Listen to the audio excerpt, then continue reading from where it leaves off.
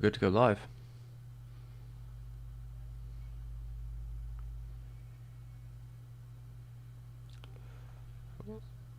We're live, I guess. Alright everyone, we are live. We are doing an intro live. This is where I don't know what I'm doing, so I just I set some stuff up, move it around, and I figure it all out. How are we all doing tonight? How are we doing tonight? To make sure this actually going out to people. Yeah, let's see how it is doing. I'm gonna share it around for a second. Probably should have like one of those intro screens. I don't know how to do that shit. Looks like we're coming in slowly. Hello, how are we doing? Sunbro77, how are things? Yeah, they're doing alright. I've been relaxing a little bit more since Madhouse Month's been over. I'm just making sure everything is all set up. How are we all doing in the chat tonight? We're going to sit down and chat for a couple of hours before I get back to work. This is my break. That's how it feels, at least. We'll see. I need to I'm gonna post about I'm streaming on Twitter. I'm streaming on YouTube. This is the beginning of the stream, everyone. That's how I do it. I need to find a nice little thumbnail. How does one find a thumbnail? Where did I put those things? I should probably think about making a thumbnail for my next video. By the way, the next video is going to be on Lupin III, Castle of Cagliostro? Cagliostro. I think that's how you say it. That is what we're doing. That's next video. I've started doing some prep for it. It should be a fun one, hopefully. Alright, let's do that. I'm streaming on YouTube. There we go. And I'm posting that with a nice little pog. Beautiful. There we go. There we go. And I think I've shared it where I need it to go. Alright, let's get back to the thing. I don't think I need these headphones anymore. No vest today. Oh, Billy. There's a vest under here, to be fair. There is a vest under here, but it's cold, you know? We're in the cold season now, so I don't be so precarious with my vest usage. But maybe I should be. How's it going, Billy? By the way, Billy, you need to send me a video for my reaction thing. This is something new I'll be doing I don't know if I'll be able to stream it. I don't know. I think that I probably will pre-record it. It depends how long it is, because I can only pre-record 30 minutes at a time, so it might be a bit awkward, but I will probably just I'll probably pre-record it. It's a thing I'll be doing for the Patreon stuff. I'll put it on my second channel where I just react to shit people send me. Can be anything, as long as it's on YouTube, and there's a couple little boundaries, but you need to send me something, Billy. Something weird to react to.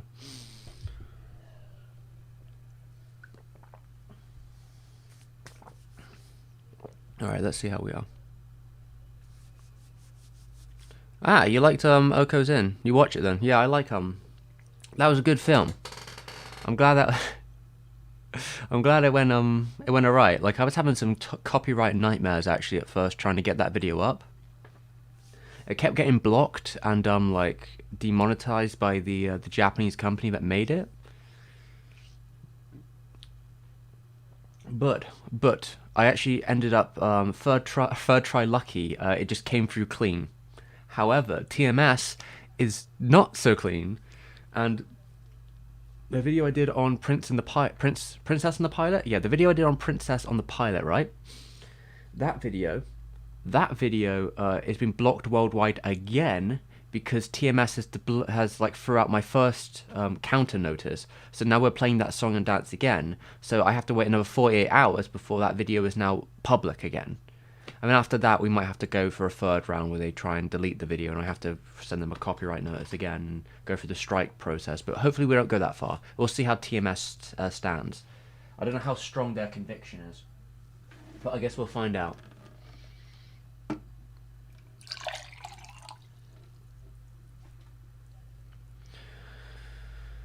Alright, where are we at? So Alex, I watched the video. So you watched it after the video I made and loved it. I'm really glad you liked the movie. I really do like Oko's Inn. It's one of my later favorites. I mean, I had this idea of being like, hey, I mean, it's a new year. Why don't you make a video of the top, like, cool films of the prior decade? And I realized I have to watch like 1,000 films. And I'm very behind, and I haven't kept up with the films that have came out in the last decade. So I would be the worst person to make that list. It would take me forever. I wouldn't be able to finish it until the next decade's over. So, while it was a nice idea and premise, it's probably not going to happen because it's not timely anymore either, really.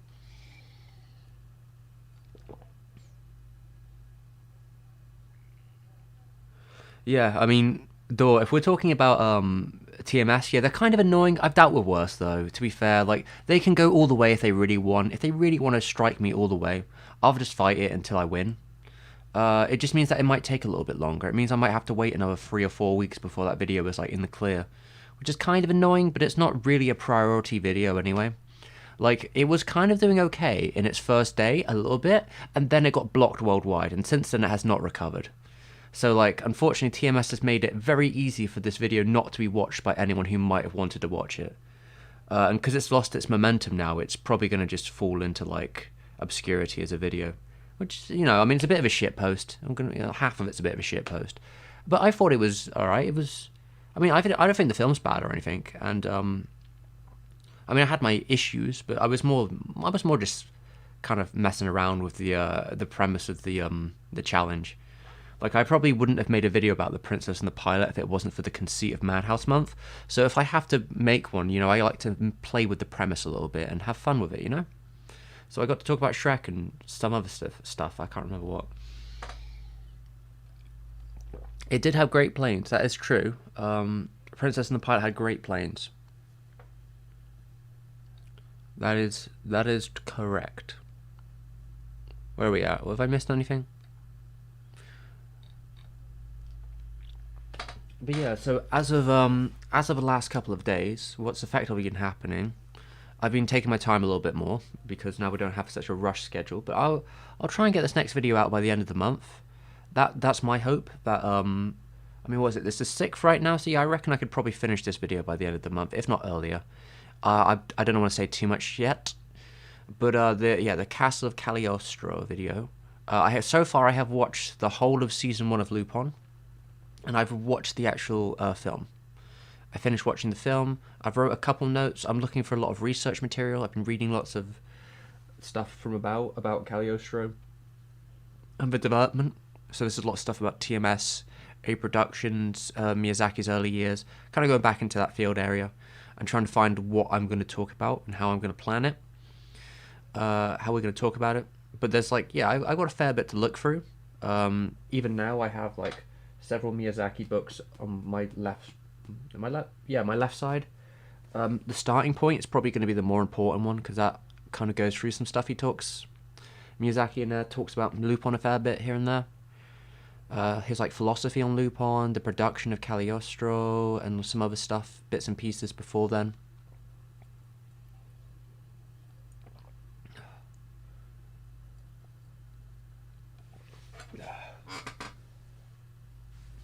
So the video is going to be called Castle... No, what's the video actually going to be called? I think I'm probably just going to call it, Miyazaki's first movie. Yeah, probably just Miyazaki's first movie. A nice clean title. Miyazaki's first movie. Because that way... Because it's also TMS. So, if I don't put the title of Castle of Cagliostro in the video, it'll be harder for them to come and manually strike the video. Because last time their bots didn't pick up anything, but it was a manual claim that got it. So if I make it harder for them to find the video, in terms of the name, that might work. So I might just call it, Miyazaki's first movie. We're going to talk about Castle of Cagliostro. 1978 or 79, probably 79. Film, first one that Miyazaki actually directed.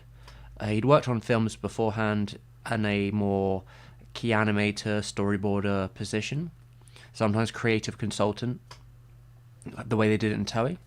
He worked on a couple of TV shows. At this point, he directed one TV show, and this was the first time he directed a movie. And it's very much a vehicle for Miyazaki's interests than an actual Lupin project in the traditional sense. because I think that Miyazaki said before that he's not necessarily that interested in the character of Lupin because he feels like he's a man out of time, and that his experience was sort of summed up very much in the first season of the show and the manga, and I don't think he thinks the character can go much further. So he kind of did whatever he wanted with it.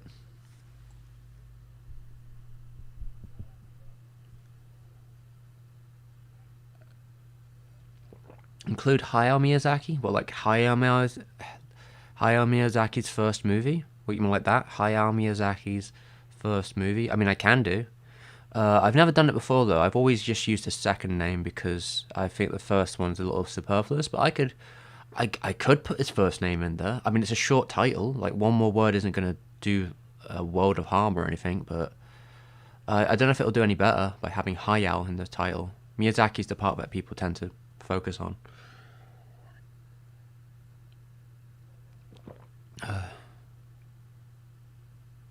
I have not seen Ride Your Wave by Masaki Yuasa, so I cannot comment on if it's like quality precedes what he has done before.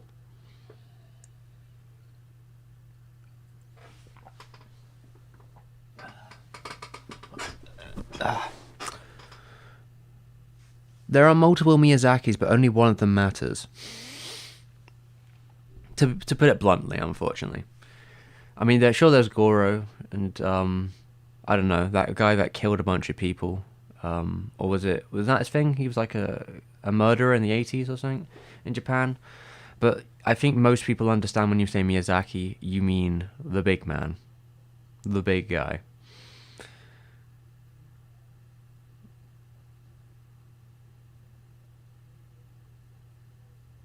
Yeah, I mean, one you tend to assume, especially if you're talking about an anime movie, especially one from the 70s, it's probably safe to assume it's Miyazaki, but we'll see. I'll see which title piques my interest most. We'll figure it out as we go. Uh,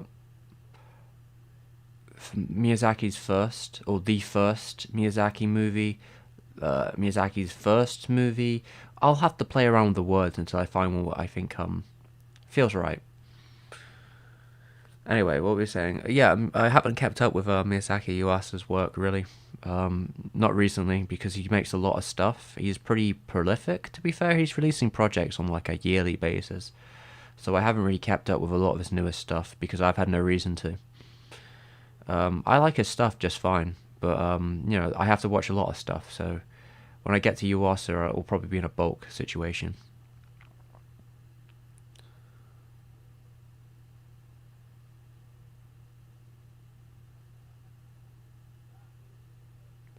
Um,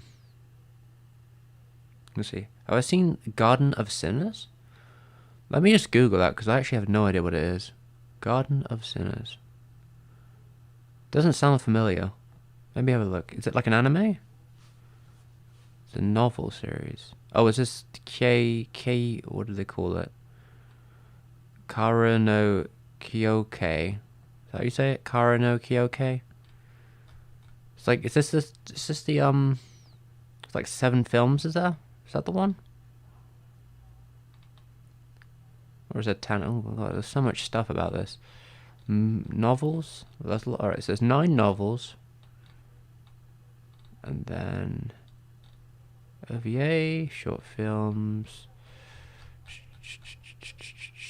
anime film, 32 minutes long. That's just one of them though. Television series. I'm gonna have to say I have not seen it. I don't think so. Oh, it's actually lots of them. I guess there must be. I'm trying to recall these films.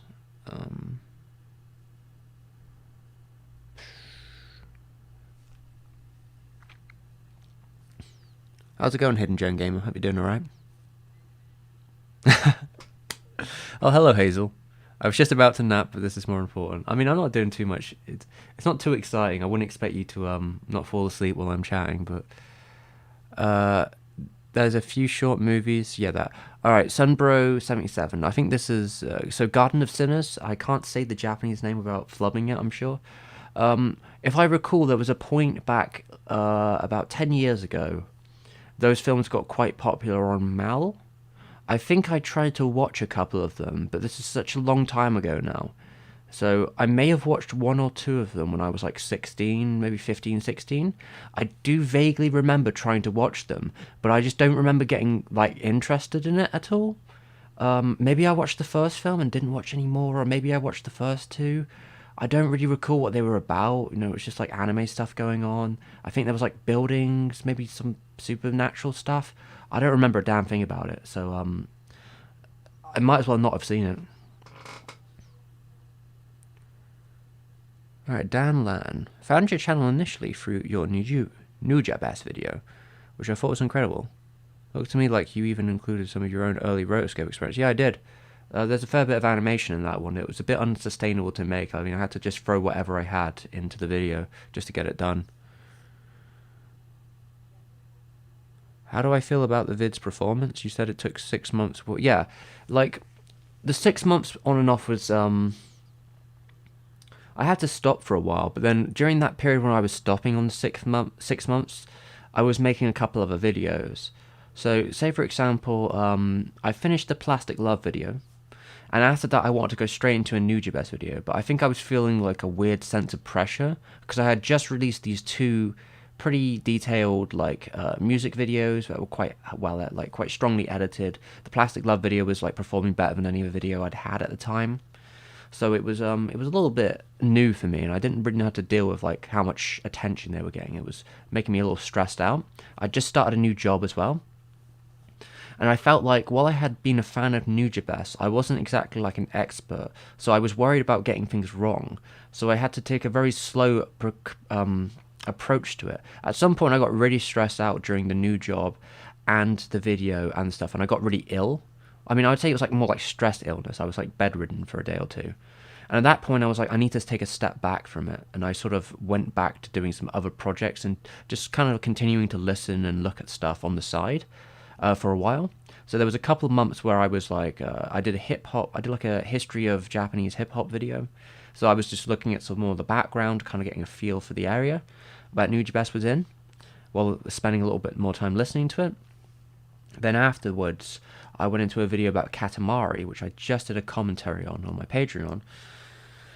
But yeah, I did this video on Katamari as kind of like a follow-up and talking about different musical trends, because it was mainly about Shibuya Kei through the lens of Katamari. So I was doing those two videos.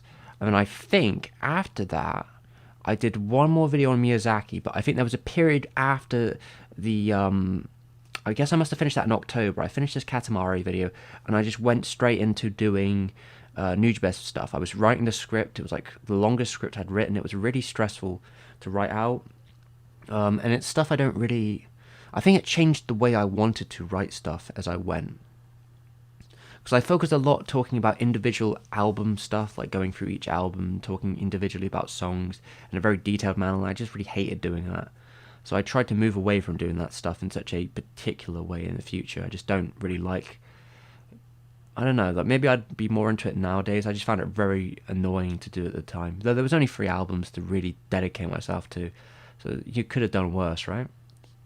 But yeah, I was doing that for a while. I took a stop for like a week or two to do a video on Sherlock Hound. That was just to sort of have a video out in December, and it was just like a little bit of a break for me. And then I continued it up. So through like so let's say like the end of October, all the way through November, stopped for maybe a week or two, went through December, went through January. I think I finished it in February. So, but yeah, I'd started thinking on writing little bits of the script as like August, I guess. Was it August? Yeah, I'd say it was around, late August, like late August into September is when I started thinking about writing bits and pieces. But I mean, the video performed as well as I could have expected. I mean, it's probably one of the most popular videos on the channel. And it's probably the biggest Nujabes video you're going to find, as far as I know, on like as in like an actual retrospective. And it continues to grow as like a pace, like it's growing. I appreciate the video did, but it is the video that kind of decided for me that I was like, all right, you need to buy a camcorder, because like the amount of like effort and like stress editing and sort of like illness that came with a video like this could have really been cut down by having me on camera at times. It doesn't necessarily decrease the amount of attention I put into sequences, but it means I can put attention in the right sequences. That's what I was thinking about when I was doing it. Stuff like, there's just parts of a video, especially when it's so complicated. That was a 24-minute video, but like I could have probably cut like production time in half if I was on the camera for like 5 minutes at least. 5 or 6 minutes of just me being on there sometimes when I'm just sort of introducing a content or intro or doing little bits and pieces talking. It would just like lessen the strain on me, especially when I'm talking about the albums. I could just been on screen at points while talking about the albums and then cut to animation like during the ending as an outro bit. I didn't need to have these like free elaborate sequences of stuff like that. I don't think it was as necessary, and I think it put more stress on me than was, I don't know, acceptable. I don't know if I could have done a video like that again, just like a fully After Effects based 7 sequence video that I had to split into pieces just to even make, with the amount of layers and comps and all that. I think I need to work smarter than like harder, and like I think it's good to do those things, but you need to pick the right times to do them. That's how I feel about it, I guess. That's a very elaborate answer, I suppose, but yeah, I feel fine about it. I haven't watched it since. I fucked the audio, so that's the reason I haven't wanted to watch it again. I'm kind of embarrassed about it, but I just bought a new mic when I did the new GBS video, and I just didn't know how to operate it. I put the wrong wires in, and the audio came out really bad, and I just had to, I spent like 3.5 hours recording the audio, so I didn't want to re-record it with another shit mic. So yeah, I don't know, it was like a technical nightmare of a video, but I think it came out pretty alright.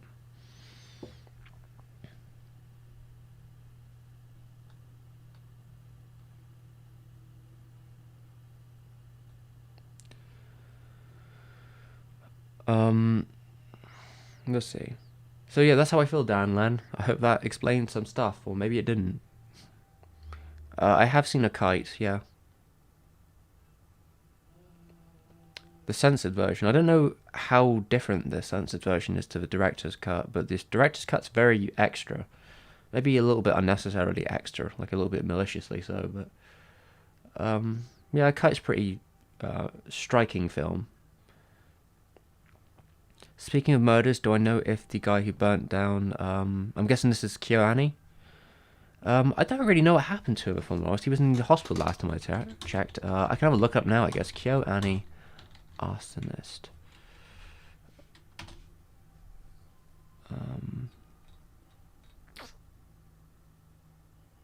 Apparently he was arrested after 10 months. That was like in May.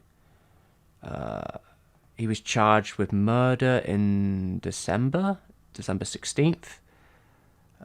Was arrested after the attack in July 2019. So I guess he's been charged. I guess he's probably in prison now. That's as good as I have.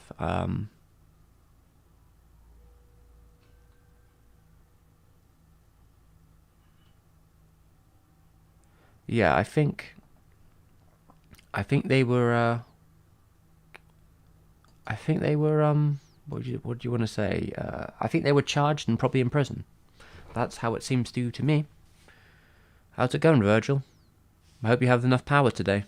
And naps are important for sure. Though I'm not very good at napping myself. What tends to happen? Alright, here's a story. What tends to happen for me is I'll end up, say for example, for this Lupin video I'm working on. I'm gonna get some water. For this Lupin video, I watched all 23 episodes of the original Lupin series, and I fell asleep twice during doing that. Because apparently if you just put me down on like something to lay and just watch something, if I do that long enough, I just fall asleep. It doesn't matter what time of day it is. The first time it was like a little bit later. It was like 9 o'clock at night, maybe 9 or 10. So maybe it's more like, maybe you can see the reason why I might have fell asleep during that. I went pretty hard. I just fell asleep for like hours. Maybe I fell asleep at like 10 and I woke up at like 1 a.m. And I was just like in and out of it as it just looped on the screen of different episodes of Lupin. And then the next day afterwards, I fell asleep at like 5 p.m. for like half an hour. So Yeah, if I'm just laying down watching stuff, I mean, it'll probably mean I'm less distracted, but there is definitely a warning signal that at some point, if I spend too long, like, sitting or laying down on the bed watching something, I will fall asleep.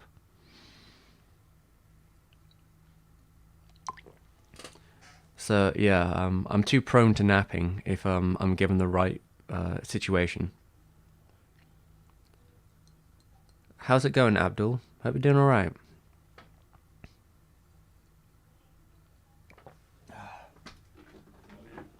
Hydration is important, everyone. I haven't really been talking to many people of recent, so I probably haven't been using my voice too much. So I'm making sure I'm. I don't think I actually. I always forget to do that before stream. I should probably actually do a little bit of a warm up on my voice before stream, where I'm gonna like horse it. You know, just a bit of warming up or whatever. But you know, it's a little bit late now. No, I'm planning not to go too long. I started the stream at like when did I start the stream? I started at like 8:45, right? So I'm probably gonna go for like 2 hours maybe. That's what it feels like to me. About 2 hours. Well, maybe a little less. We'll see how I'm feeling by the end of it. And I did cut my hair. I don't know if I'd call it a new hairstyle. I literally just shaved the sides of my hair off. I shaved the sides and the back. I might shave more of the back off, but it was cold outside, so I just went in the garden and shaved it. But yeah, it's just because I had too much hair. I still have a little bit too much hair, but you know, it's a little bit more manageable right now. Though I want to keep some of it. Oh.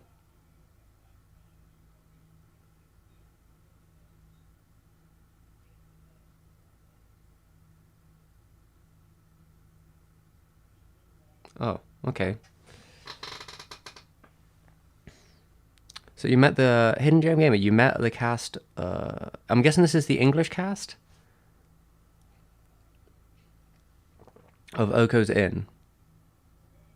Erica Schroeder? I'm not sure who that is. And she thinks Trump supporters are monsters? Okay, I mean, that's her opinion, I guess. I don't know. Like, you're probably talking to the wrong guy, dude. I mean, currently, aren't Trump supporters, like, attacking the federal, like, place? I don't know, I only caught, like, a mention of it recently. It's not sounding great for the supporters of Trump right now. But he's not president anymore, so you know, it is what it is. But I hope you're meeting the cast. I'm assuming it's the English cast because you're probably not going to be meeting the Japanese cast around here. But I mean, I hope you had a good time meeting the cast. I wouldn't personally use the word degenerate though.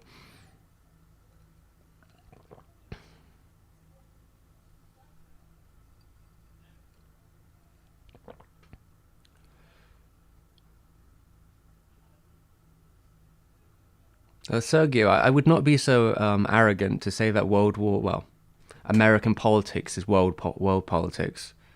It sounds more like a coup, but I don't know. We'll see. I imagine if the Coast Guard goes in there, I don't think it will be much of a messy, but I imagine it will be dealt with. Hopefully. The capital, is it? I'm not sure who Erica Schroeder is, but I hope you had a nice time meeting it.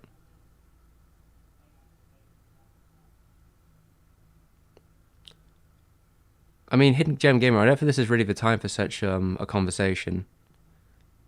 I don't know where you stand on stuff, but this isn't really the platform for it, let's say. I'm just chatting right now.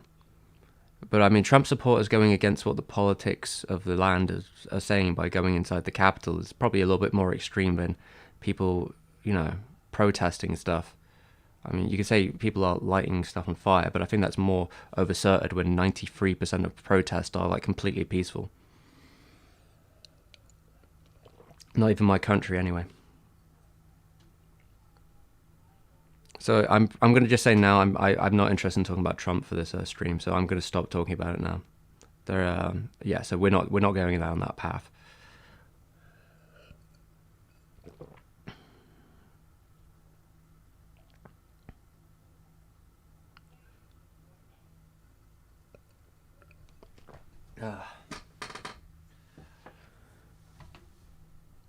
Yeah, the National Guard's coming, aren't they? Sorry. Anyway, alright. Back onto the topic of like animation or whatever I talk about on this channel. We'll see how it goes.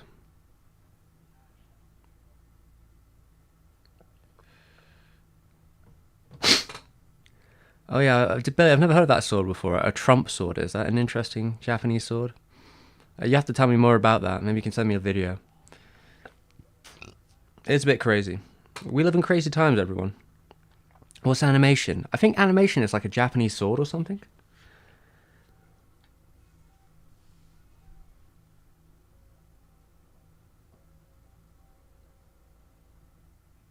Alright, so it's crazy? Yeah, I mean, yeah, some of this stuff's crazy.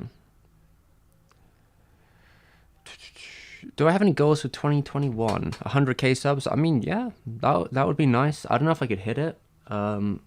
It's a lot.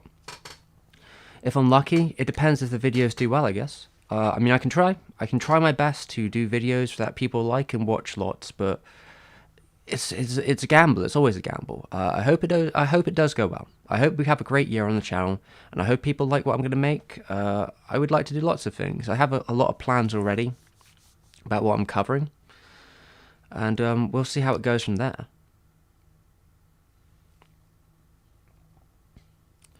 Like, yeah, we're going to be doing this Lupin video.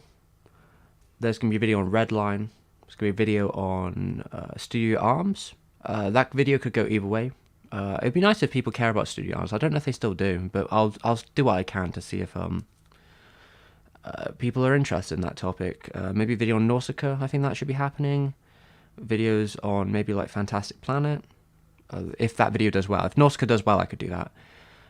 Maybe a video on Hideaki Anno, if I can get it all together. It's just going to be a lot of work, and I hope I don't burn out doing it. Depending on the time scale, if this movie gets pushed back, Shin Ultraman, I'll probably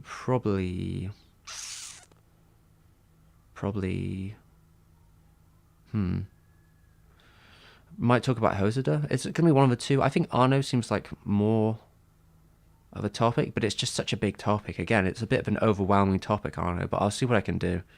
I would really like to cover it and make a really big video on it, but God knows if I'll be able to hit it in like a deadline. I guess there isn't really much deadline. Anno's probably big enough that I could release the video anytime, but I like to have security that if I release it at, around the period that it should, when things are relevant and everything goes together, if the title is good, if the thumbnail is good, it all comes together, But yeah, I mean, there are plans. Hopefully the first 6 months of the channel will be alright, but we'll see. I guess I have to be optimistic about it.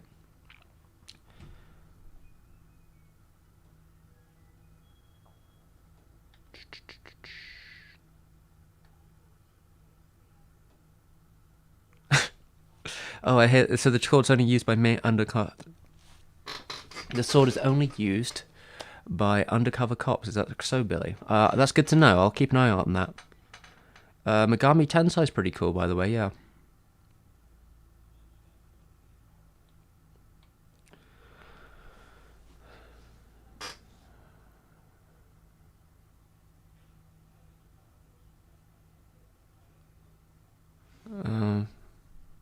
I don't know what the hell's even going on here.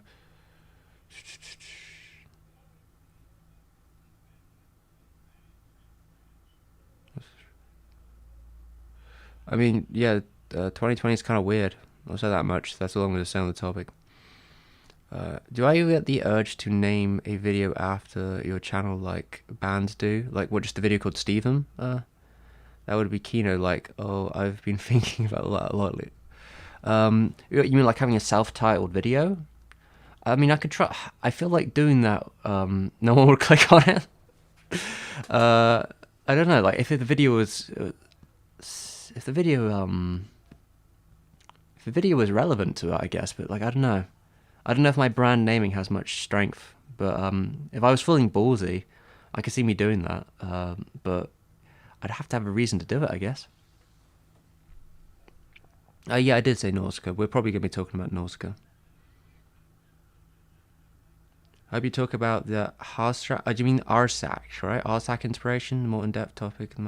Yeah, I'll probably be talking about Mobius. I'll be talking about Fantastic Planets. I'll be talking about Miyazaki's like philosophical or political leanings towards the manga and how he's said that defined his thinking later on after he finished it, like where we're going with that.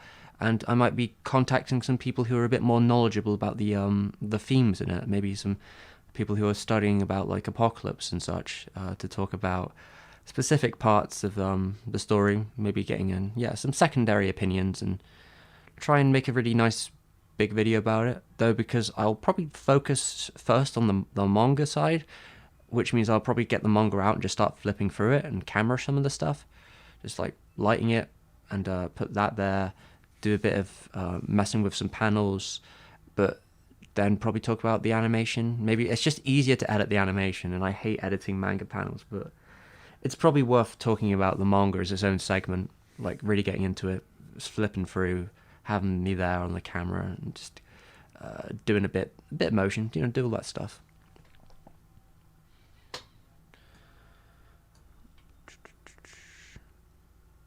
Ava 3.1 Ava 3.0 plus 1.0 is coming out in January. But that's too early. I can't make a video in that time period. But there is another movie, Ultraman. Shin Ultraman is supposed to be coming out in the summer. That's probably when I would release the video, but I don't know when it's coming out yet, so I don't have a time frame.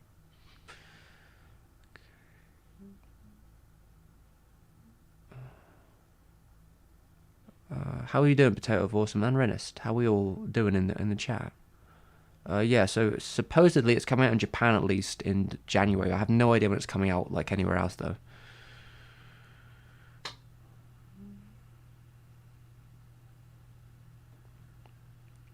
Carlos, what do I think about EEUU?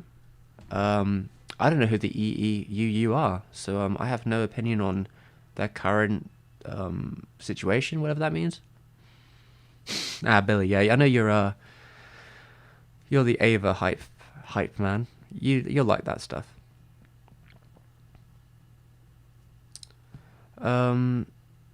Arno part 1. I don't know, like I probably will have to do it as a big video. Like I don't want to do part 1. So the only time I ever did like a part 1 for a series of a director, it just didn't do very well. So I'd rather just have it released as one big video. It seems to like YouTube seems to prefer one big video. So if I talk about Arno, it probably has to be all together in one big chunk. Hopefully it's not too long, but it'll probably be quite long.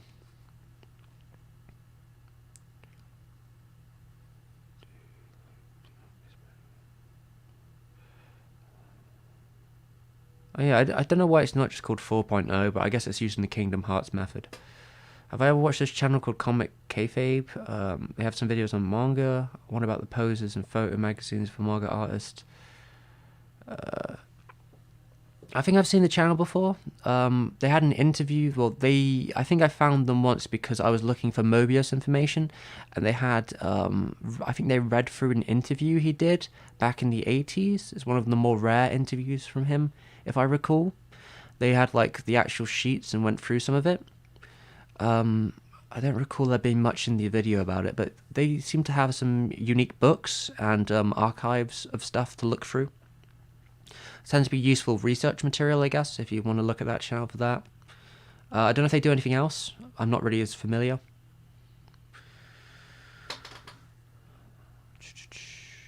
Outlaw Star is on Amazon Prime. I'm watching it again for the first time in about 15 years. Oh, that's pretty cool. I mean, I watched Outlaw Star on television so occasionally when I was very young, probably too young to be watching it. It was on like late at night. I don't really remember much about it, outside of a couple of illicit scenes that have seemed to left their imprints on me.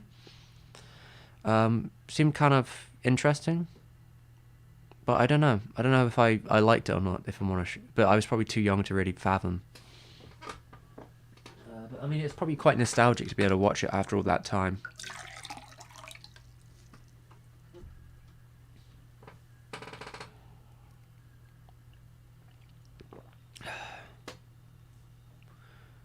I mean, it's a pretty like old school cowboy in space sort of show, you know?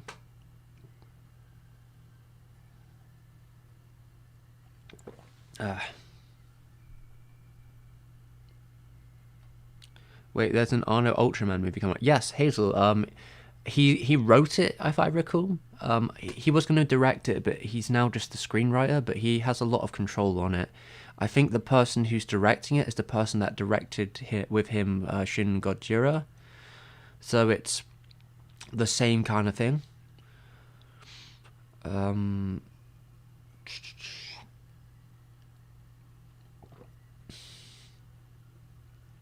Yeah, so he's I mean, yeah, Arno really cares about Ultraman. I mean, he seems to cite the first series as like a big deal for him, like a really big deal.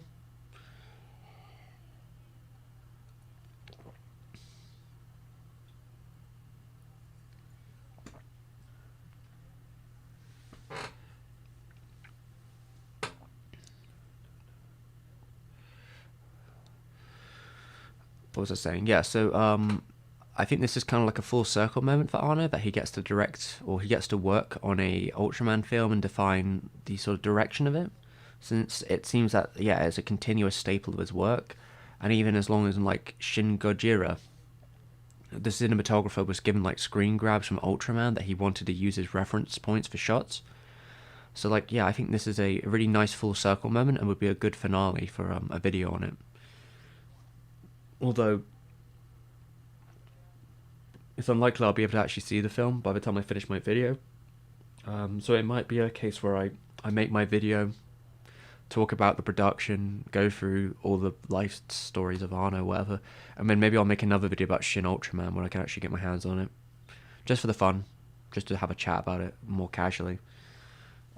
Maybe. I don't know. It depends if I have anything to say, I guess. Yeah, well, I'll think about it. But yeah, he's been working on it for a while, if I understand right. I think I missed something. Did I miss something?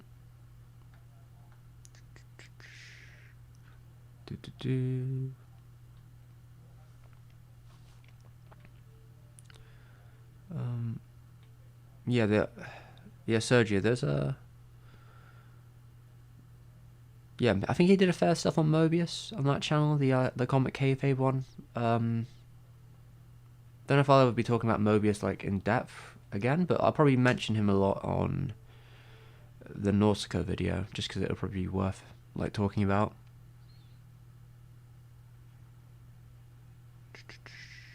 Yeah, Cartoonist Kayfabe, if that's the name of the channel, there you go. Oh, Sunbro, so you're also from the UK. Yeah, I used to watch it on Toonami as well. Or on CNX. I think it used to be on CNX as well. I used to see it on their Outlaw Star, but I haven't watched it since I was very young. Like maybe 8 or something. 8 or 9.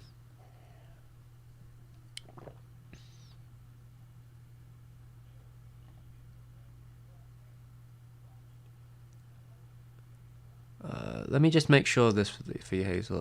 Shinji Higuchi, yeah, Shinji Higuchi. I think he's going to be the director of the Ultraman. I'll just double check it. Yes, he is Shin Ultraman director.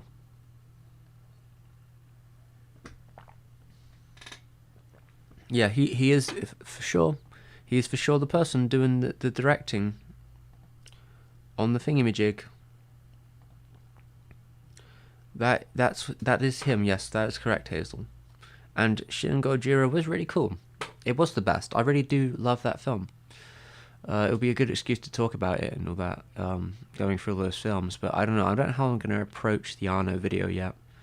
It's a little bit overwhelming, to be honest, to think about. But I'll see. I'll hopefully be able to do a good job with it. I hope.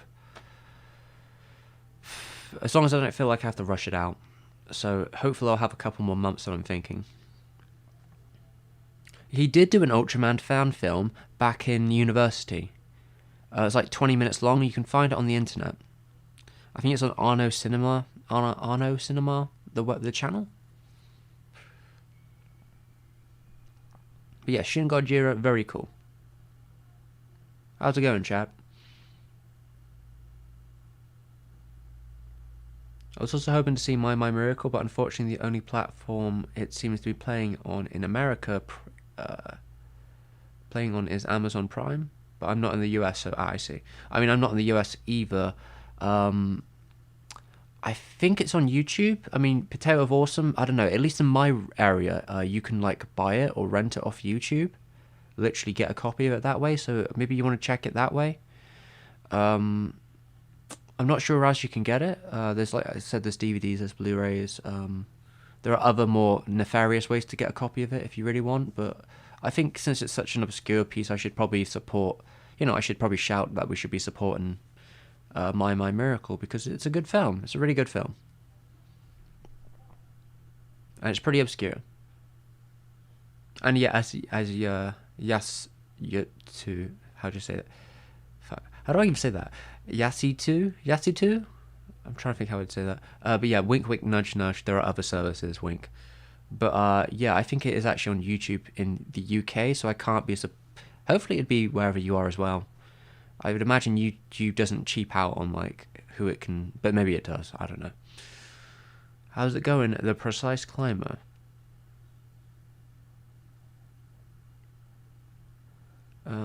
Just read the final chapter of Platinum and from the author of Death Note. They went full Junji Ito on the final chapter. I didn't even know they were making a new manga, but that sounds cool. I liked Death Note. It was alright. I enjoyed it. I had a good time. Well, I was a watcher of Death Note, not necessarily a reader. Well, I mean, I imagine if it's for the Death Note people, they'll probably animate it soon enough. And it's been finished, so that's probably a good sign. Did you enjoy your time with it, Precise Climber? Was it good? Would you recommend it?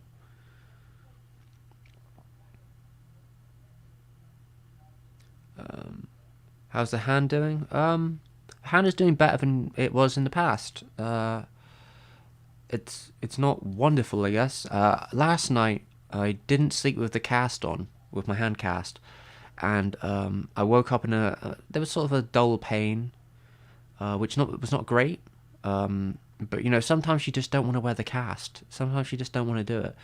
But with the new mouse and like me being pretty easy on the hand of like the recent months, I guess, I don't. It feels pretty alright. It feels okay. When I'm not wearing the cast, sometimes I can feel it a bit wonky. But yeah, as long as I keep it on, don't overdo it, it's usually alright. I think I've got a lot of resilience back in it now, but it's probably not quite healed yet, but it's getting there. I don't know when I'll be able to take it off. That would be nice to know, but I guess I'll wear it until I don't feel like I have to anymore. But yeah, I think we're seeing an improvement on the cast situation.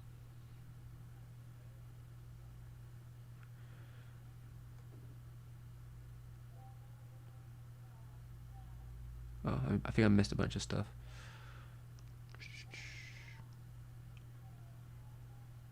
When the blood came, when the blood stuff came out of the gills in Shin Godzilla, it was very cool. It was cool. It was yeah, kind of body horror-ish, I guess, in a way. If it was blood and not some sort of other liquid, it's hard to tell with Shin Godzilla, but it was cool. Sergio, being from Portugal, this might be a naive question, but you guys only watch anime on legit services? Well, when I was growing up, the only way you could really watch half the shows was by buying volume 1, 2, 3, 4, 5, 6 of a DVD that each costed like a ridiculous amount. So yeah, for the most part when I was younger, I was definitely not watching it officially, but I did watch it on TV when I could, anime. And I had some VHSs and I bought DVDs from time to time. I still do. If I can, I ideally prefer to support an official source than a non-official one. Because that's how I be. I now run a channel talking about this stuff, so it's, as a responsible creator, it is for me to promote the official sources. Although, if you can't find it, if you can't get it, then I can't stop you.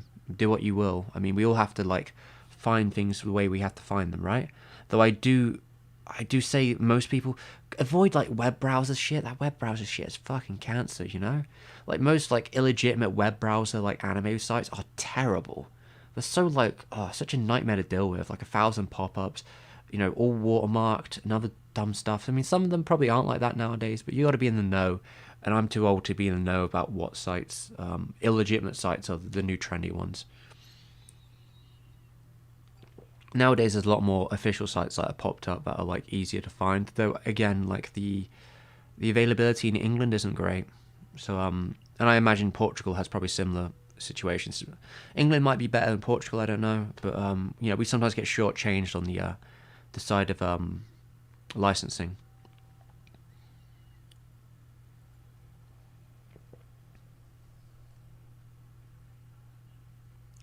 You know what? Not a big fan of the fact read and read has read are written exactly the same. I mean, welcome to the English language. It is a melting pot of different cultural ideas of language. Yeah, whatever. It or Yaz or like jazz. Oh, okay. Yatsu, Yatsu, Yatsu, Yaz. I'm gonna call you Yaz from now on. Yeah, because that's easier. Easer. How's it going, Easer? Platinum End is now done. The anime adaptation is coming next year. I think I already read that.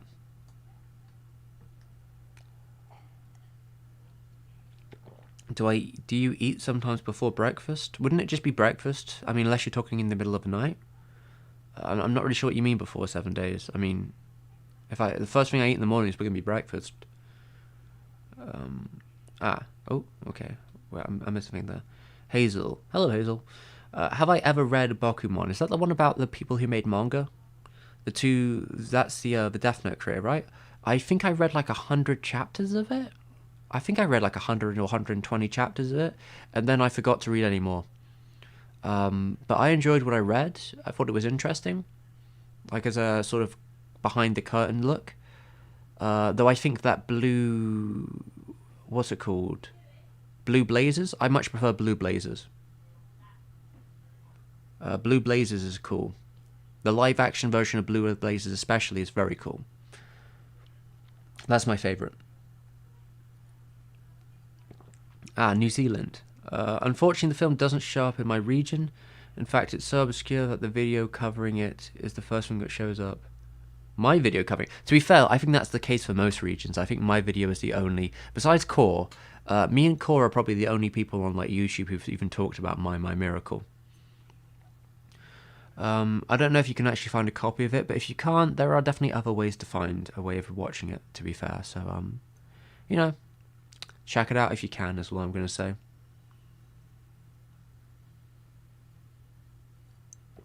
I enjoyed it a lot, but people were not a big fans. We'll have to see how well the anime is going to be received. I guess it depends who's covering the anime as well. I mean, what production house?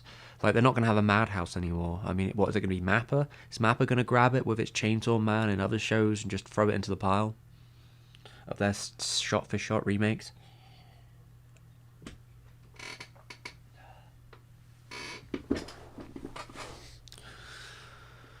I mean, I'm glad you enjoyed it, though. I mean, I think they do good work, so I'm sure it's fine.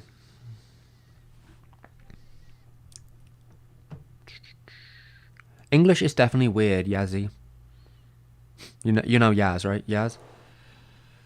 Yeah, English is definitely weird. But that's sort of the situation when you get invaded by 4 or 5 different groups of people who then involve your language with a little bit more differ each time. You pick it up. You pick things up from everywhere.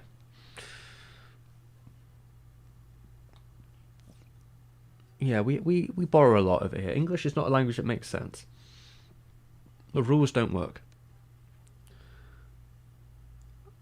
I mean, I like cool weird endings. That go all existential dread. I think that's cool. Now I know that that's going to be there as well. I don't think I'd ever be in the kind of person that's like, oh, why did they do that at the end? I mean, just go for it. I mean, at this point, they've gained enough pedigree that they could do whatever they want. I don't see why they shouldn't just like fuck it, just throw it all to the wind at sometimes. Why not?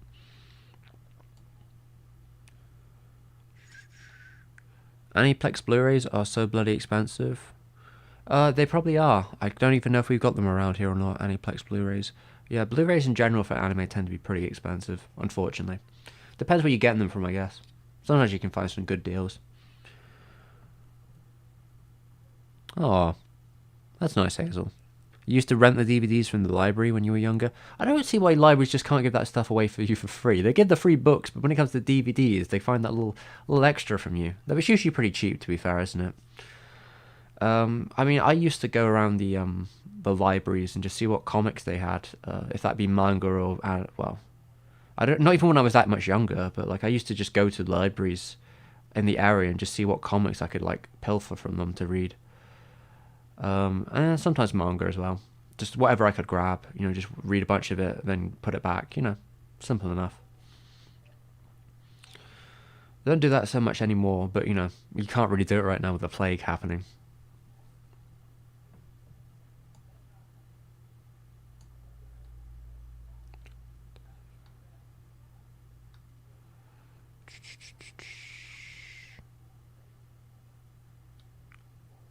Must be proactive, pop-up, and ad destroying. I mean, you can have those, but I don't know if they always work. Depends on the site. Some of them have, like, you can't use it otherwise. Let's see.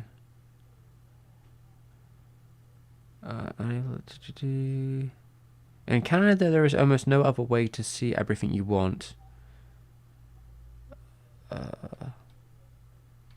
I'm not. Do you mean just in general? I don't know. Are you talking about the naughty stuff, or do you mean renting stuff from the library on DVD?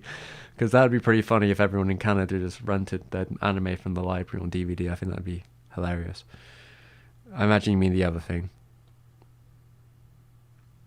Yeah, you have to know the tricks to make the free sites work good. Yeah, and I can't be bothered with that stuff. I just use hypothetically, if I was to watch anime, I would probably do this this novel concept called torrenting, but I don't condone on my channel publicly. Wink.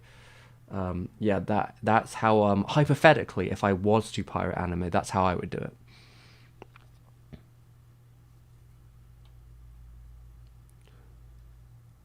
I'm on the side of when I get money, I'll buy stuff because I usually don't have enough money to buy stuff, watch legally anywhere.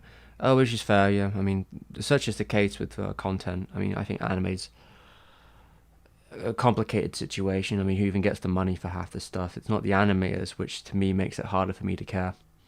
It usually is just to prop up the industry or producers that made these shows to begin with, so they can make more shows.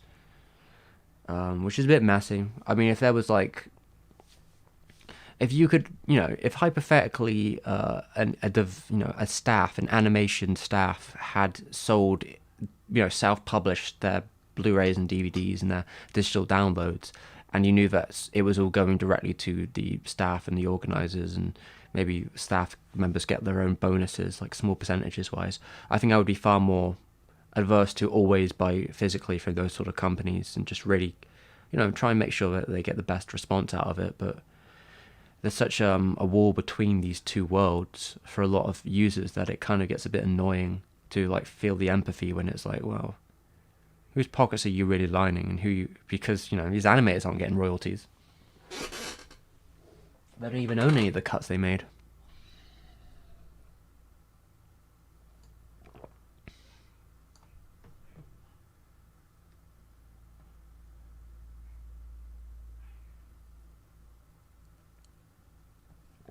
I think Kiss Anime is dead, yeah. Well, last time I heard, unless it came back, which, I mean, I'm not familiar.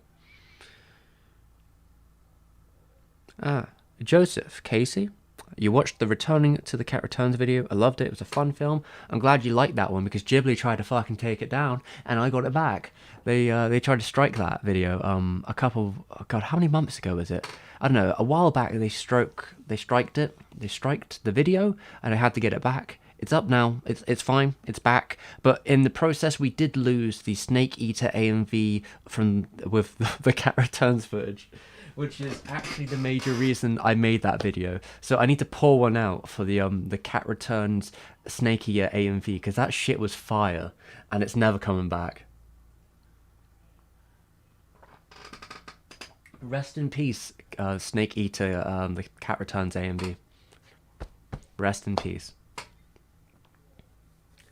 Hazel, yeah. Yes, agreed. The Blue Blazers is absolutely sick, Hazel. That is absolutely true. Blue Blazers is, so good.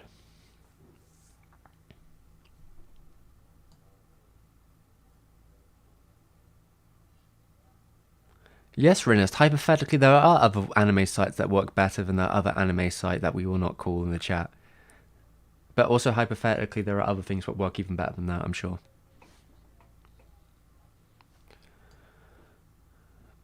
Julius, what's my favorite food? I'm not really a big foodie. So, I don't know. I don't know if I pick. I'm not good at picking any favorite thing.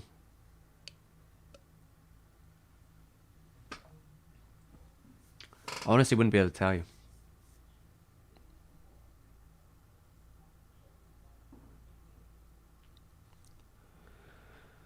Yeah, Blue Blazers had the Ultraman Arno info, I think. I mean they show you some clips of like a more dramatized version of him showing the movie to his colleagues or like I guess to his other students. I'm not sure how much of that is like true or if it's more dramatized because they were like laughing in the Blue Blazers TV show after him showing the like Ultraman skit, and I don't know if that's how his class reacted because it's a pretty elaborate like his short film of Ultraman is really elaborate.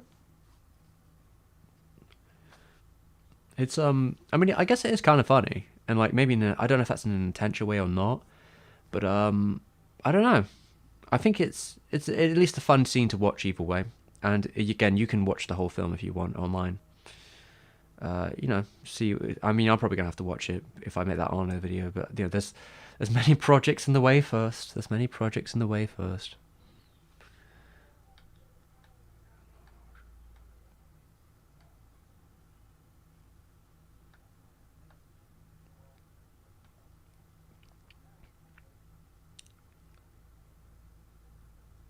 So Platinum End is going to be done on Signal MD. Oh, okay. It just sent me to a Russian website. See, I was going to just check up what Sigmund MD had done, but when I searched it, it sent me to a Russian website that do phone repairs. So I imagine that's not actually who's doing it. It's not a Russian repair website. It's probably going to be some other company. I don't know. I mean, to be fair, it's oh god, it sent me back to the same website. No, that's not what I wanted. All right, I'm gonna go on Wikipedia and type it in and see if it comes up with anything. What have they worked on? Oh, Atom the Beginning. Oh, that's interesting. So they're like a little bit more different than I was expecting. I wonder who's directing it. I guess that's more important. Who's actually directing it? Hideya Takahashi. That sounds familiar. What have they worked on? Golden Wind. Oh, they're the director of Golden Wind. Okay, interesting. Hmm. I could spell either way, really. It looks like. Well, okay. Let's say for now, it's probably optimistic. Let's just assume that it might be all right. That's how I'm going to think about it for now. Something has fascinated me is the idea of comedy having a language barrier to it. Yeah, sometimes. That there is kind of humours that are exclusive to countries or regions that can't be understood. I think Potato. The issue is more just the barrier of trying to translate different concepts in comedy, because like comedy can really invest itself in a lot of different ways, and some of that has to do with like regional or dialectical things that don't quite translate one to a different language. Say for example, like when you do a pun or when you talk about certain concepts, like it takes a cultural understanding to understand what the well sometimes it will. I'm trying to think of I'm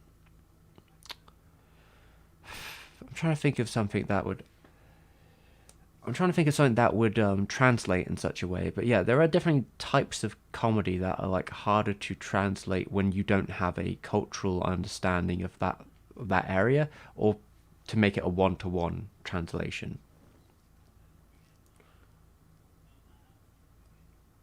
And it is complicated to explain because I'm trying to think of a good example of it, but I don't have any in my brain right now. Um, hmm. Because obviously there are some comedy, like say for example, if you're talking like silent era comedy like the Chaplins or the Buster Keatons, stuff like that tends to transfer very similarly to like all cultures because it's a very visual sort of slapstick kind of humor. So like either you're in it for it or you're not. You know, like the humor is all on the front of you and it's all like more like human distinction. Where like more wordy comedy can be a bit more difficult, I think, to translate, especially when you need to understand certain concepts to get the joke. Hello, J-Folk. I hope you're doing alright. And yeah, DC is kind of nuts right now with the sounds of it. So I'm hoping if anyone's from DC right now, they are staying safe, as J-Folk is saying. I appreciate your concern for the chat. I hope you are also in a safe situation. Good night, Abdul. I hope you have a good one. Yeah, I mean, like, inside jokes is probably a good way of putting it. When I was a kid, I remember asking for a bookstore employee if they had any comics. And they only had Forgel comics. I don't know who Forgel is. So I wish the manga section... I mean,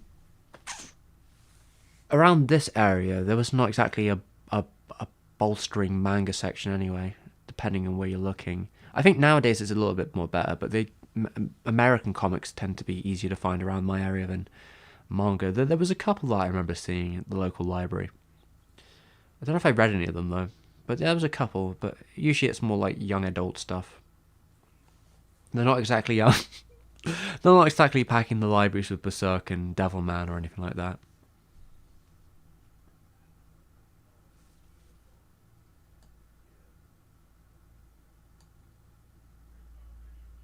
I want to see a streaming service with more vintage anime remastered. I don't care about the new stuff. I mean, what's that one called? That's kind of new. Is it? What is it? Anime Crush? Is it? Or Retro? No, it's Retro Crush, isn't it?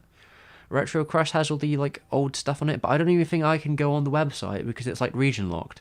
I don't think England's allowed. No Brits allowed in the Retro Crush land, I guess, unless you want to use like a VPN or something. Retro Crush seemed to have a good selection of older anime from what I've seen, although I can't watch any of it officially. Wink.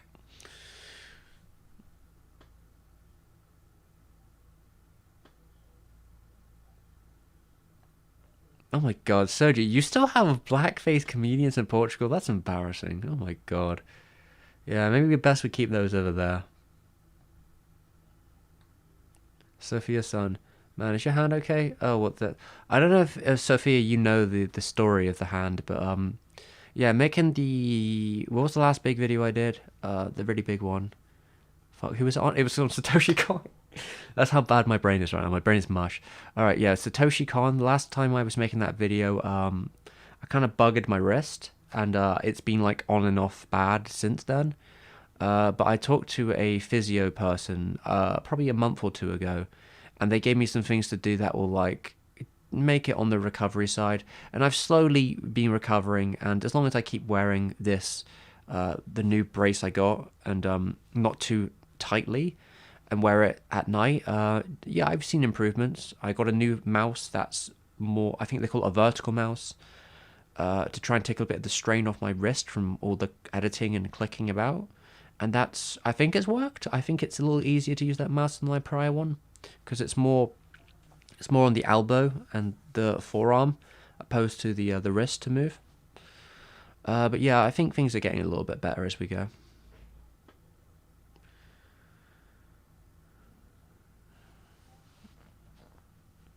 I remember seeing some Dragon Ball manga ads in a magazine, but I could never find them anywhere in the early 2000s.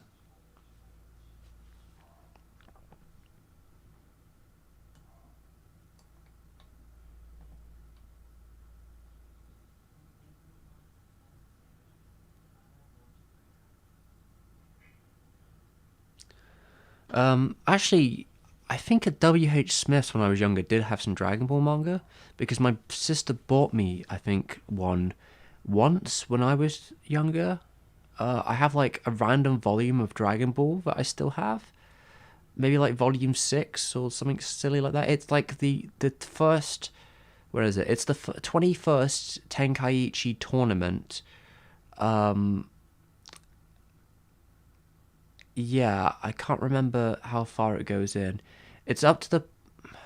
I think it ends around the start of the Red Ribbon Army, somewhere around there. I have one of those, but I don't recall seeing manga too often. But I think W.H. Smith used to have some in like a weird corner of the shop. But I never got too much Dragon Ball manga when I was younger. Though I suppose you can get like big old collections now, which are probably much better for value. So there's that. Things are better now, is what I'm trying to say. Hazel is saying no lost media. I can't recall what that's about, but I agree with your sentiment, Hazel. I'm probably behind on the chat.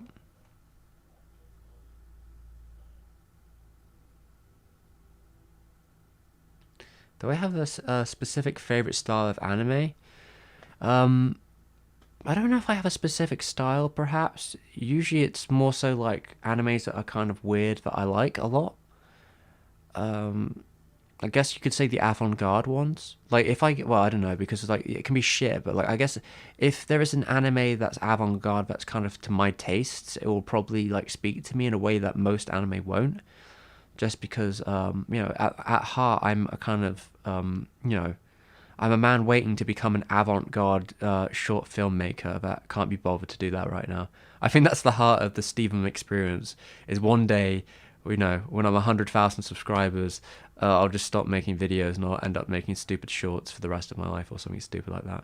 I don't know. I'd probably still do both. I like making videos. Like I wouldn't do it if I didn't. Though maybe when I get more on top of a schedule, as I get older and wiser, and I'm more together, maybe I'll start focusing on making like more independent stuff that's more about me than like necessarily doing a documentary. But I think those documentaries are a good experience on like how I want to use different like techniques. It gives me a good excuse to like cram down and do certain things. And I'm not going to give the chat foods I hate because they'd use that against me.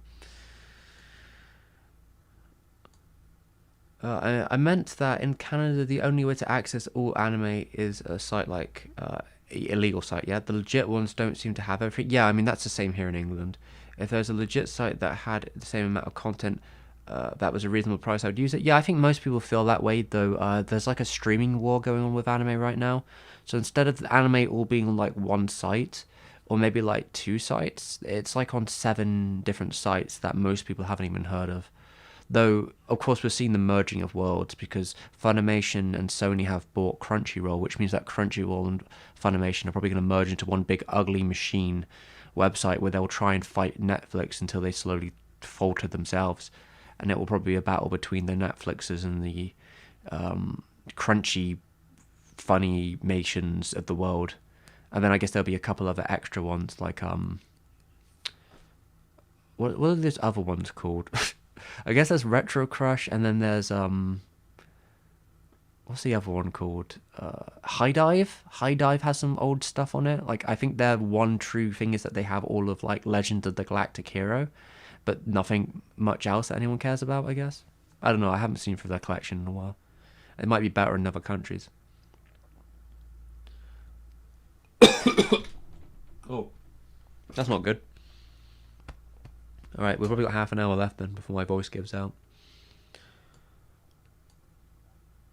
Could I suggest any what is this? M-U-I-S-T? Mused? I don't know what you mean, son, bro, I'm afraid. I have to assume that might be music, but I'm not going to be able to do that off the top of my head, I'm afraid. I don't know. I don't know if you mean music, so you have to confirm with me that you mean music.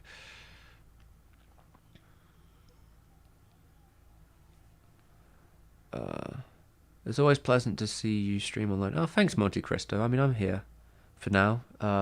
Yeah, I haven't. I think I've. I don't know if I don't remember the last time I did a stream. It's probably like a week ago, but I thought I'd do one. Just I've been doing research all day, but I've been kind of chilling. I don't know if I mean, the anime I've seen while in lockdown tends to be stuff for my videos. So, like, all the anime I've seen recently are the ones that have been in my videos. Though I did see, okay. I don't know if this counts as Taiwanese. I saw, On Happiness Road, the other day. I think someone recommended it in chat before, like a couple people. I don't know. I remember that Hazel was talking about it as well. I think Spence may have mentioned it because they did a video on it. Someone else might have mentioned it in the chat, but yeah, I watched it on Happiness Road and I thought it was really good. It's a really cool film, lots of inventive animation, and it's kind of a bit too fucking real. You know that it's a little bit much at times. Just because it's very bittersweet and very the state of the world at times with the situation. It does remind me. I think the creator said themselves that it's a bit like Persepolis. How do you say it? Persepolis. It's like I've read the comic. I've read the comic, the French comic, Iran French Iranian comic. I think there's a movie. I never saw the movie, unfortunately. I was really a big fan of the comic though, but it does have that kind of like pocket into a different sort of cultural world and getting to grips with it. But yeah, I thought it was cool. Yeah, really cool film. Everyone watch Happiness Road.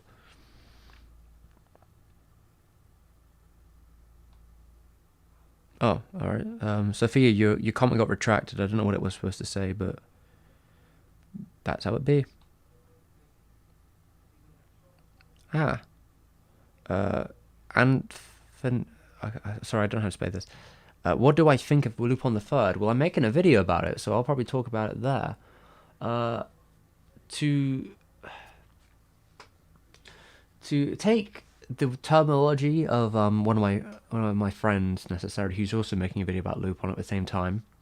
A lot of Lupin as a whole as a franchise, if you look at the whole franchise, if you watched every single thing that came out of the franchise, you'd probably come out of it going, Jesus Christ, why did I do that? That was the biggest regret of my life. It's all pretty mid. Though, like, Lupin is a series that, like, when it shines bright, it shines really well. And it has excellent episodes, has excellent movies and specials from time to time. If that be Castle of Cagliostro, if that be Fuma Conspiracy, if that be like Miyazaki's episodes in season 2 of Lupin, if that be the Blood Spray of Goemon, if that be the woman known as Fujiko Amine? What's her name? Is Fujiko Amine? Or was it Amine? Fujiko Amine? I think it's just Fujiko Amine, right? Yeah, those ones. When they have a really particular director behind them, I mean, some of the Saki's movies or like specials were pretty alright. Probably the best being Bye Bye Liberty. I think that's the best one he did. There's also the Hemingway Papers. That one's pretty alright. And there's a lot of pretty good episodes in season 2 of Lupin. There's a couple highlights in season 1, though I think it is trying to find its ground most of the time. Though most people probably know Cagliostro overall, which is the one I'll be talking about. I actually like the first movie as well. It's pretty weird.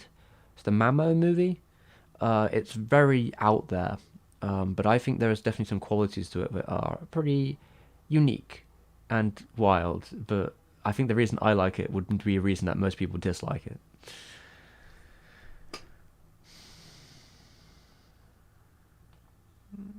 Hey Queens, yeah, if there's Queens in the chat.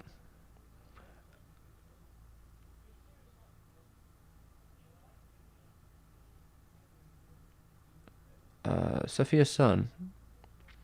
Your video about the Chinese animation, the Black Cat, yeah, the Xiaohei. I think you might be a tad interested in another Chinese thing that imitates Japanese style called The Big Fish in Begonia. I think I've seen this film, but every time I look at the trailer, it feels a bit uncanny to me. Like there's something quite a little bit wrong with the animation, and I don't quite understand why. It may be just like an emulation thing where they're not quite 100% there. I might check it out one day, though I probably won't make a habit of talking about Chinese animation unless, I don't know, probably not. I don't know, I find it very tiring because I swear talking about Chinese animation on YouTube just brings out like the worst people.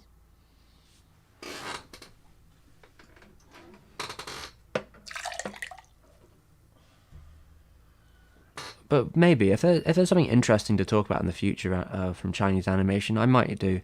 But it has to be very specific because mainly I want to focus on the stuff the channel's about, which is usually Japanese stuff. Just for this point of like clarity, because I shouldn't go too off the beaten path because YouTube hates that.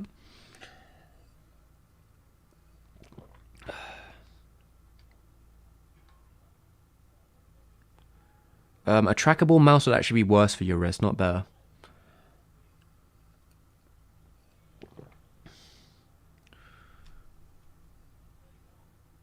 What do you do when you're writing? What's your thought process, and how do you manage to write videos so quickly?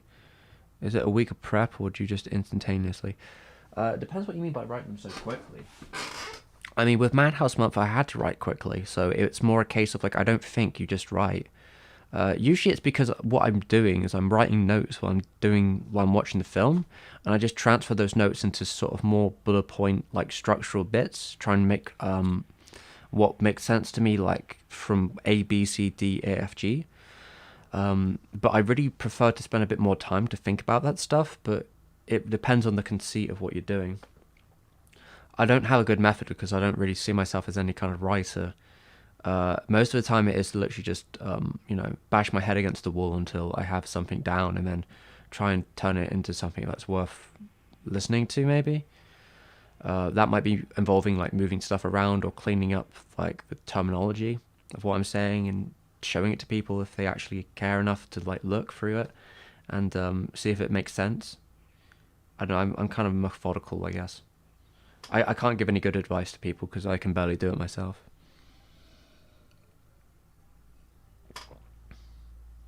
Have I ever considered doing something like Madhouse Month for a different studio? I mean, I started by doing Toei Month, which was Madhouse Month, but with Toei. That's how the series began. We could probably do another studio. I was thinking about maybe doing Sanrio, like all the Sanrio films. But I don't know. Like, picking another studio means I need to pick a studio that has interesting productions. If I could find one that does movies, because obviously things changed a lot in the industry. Like in the 70s and the 60s and stuff, like movies were like priority, and then TV shows became priority. And I can't really do an episode or a day or every other day about TV shows. It's just too much to like talk about. But like if there's another studio that's known for doing movies and has like a reputation for movies, it might be worth looking into. I just can't really think of any that would be worth it right now. Sanrio is the only one that really I'm on the radar of, but I think I've already covered some of their films already by nature of the triangle of, Madhouse and Tezuka. Yeah, already did that with Toei Month. But there are more studios.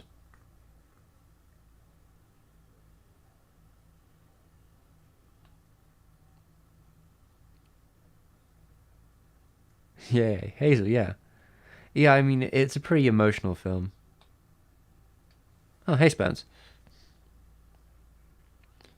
Persepolis is a French film, but it is. I'm talking about the comic book, which is French Iranian. I mean, the author's Iranian, right? But she also has a French.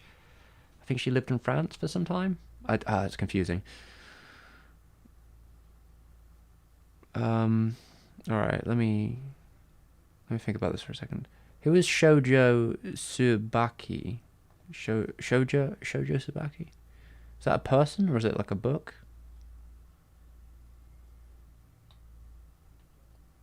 Um, what is it? Oh, Freak Show. Oh, you mean, is it Mirai? Is that what they call it? Is it Mirai? Is it Mirai? Midori, sorry. Midori. Yeah, I've watched Midori, the film. I've watched the film version before. The film version is interesting, but it is very harsh. It is very Erogoro. Um, I don't know if I quite get the ending, but it is, a bold choice. But yeah, like Hazel says, Happiness Road is very cool. Fujiko Mine, there you go. Yeah, Fine. Is that Row 3B? Your opinion on Made in Abyss? I watched a couple episodes of it once upon a time, when it was more fresh and new, and I didn't care, and I stopped watching it. So, sorry. I think I watched like 3 episodes, and I wasn't really that interested, so I didn't watch anymore.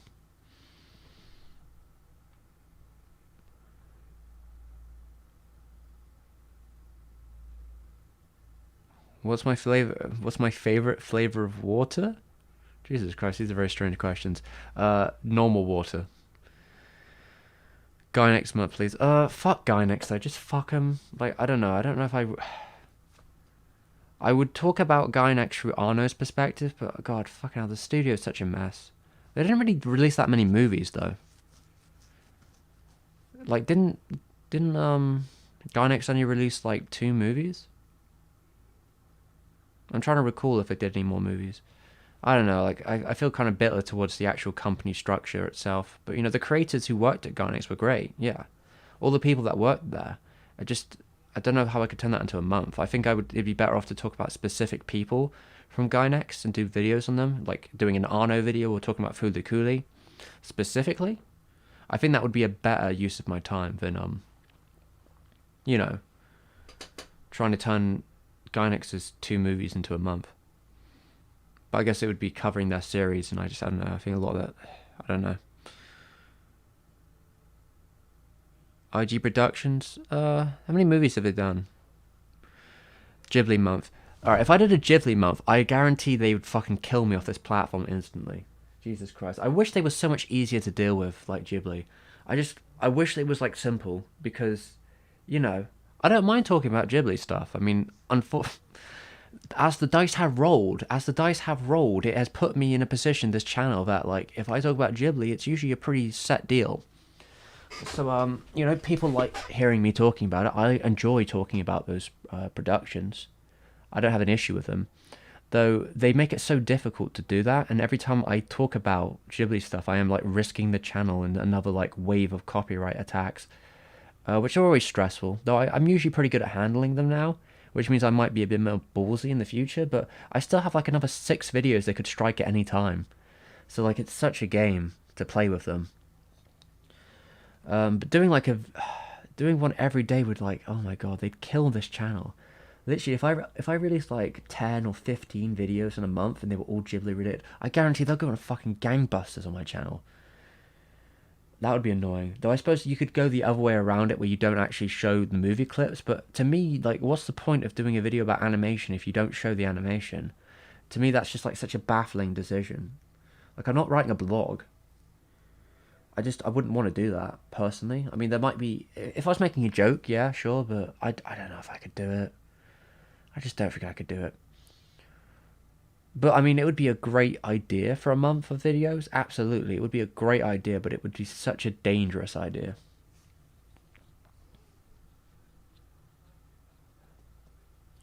Do I choose things to watch initially for their style or their substance? Probably style. I don't know. It depends. Like, it depends what I know about the production beforehand. It's complicated. It is very complicated. I mean, the first thing I'm probably going to see is, like, the appearance of it. Though I don't tend to read up, like, a huge amount before I watch a film, unless I plan to make a movie, like a video about it. I might just hear, like, a couple different things. Like, usually it's recommendations I get from people, where they might talk about something, and then I'll hear a couple key details about it, and I'll be like, oh, that sounds cool, maybe I'll watch it. That's usually how it goes. And then everything else will fall in place. I don't read, like, the lore of a film before I go watch it. I usually go in pretty blind to films. I think that's more interesting. Unless I've seen another video about it.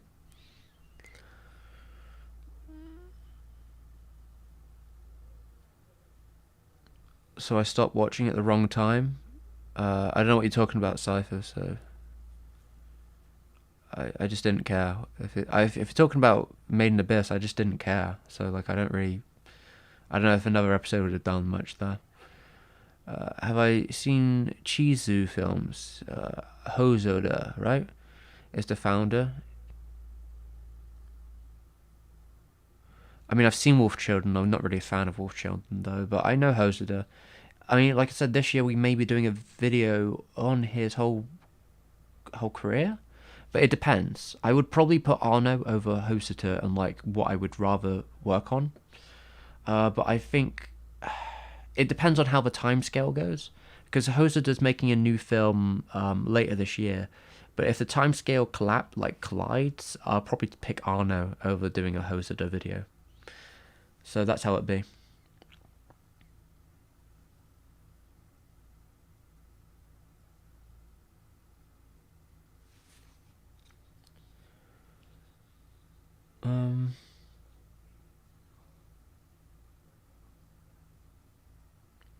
Hono, why do I think Gainax is a mess?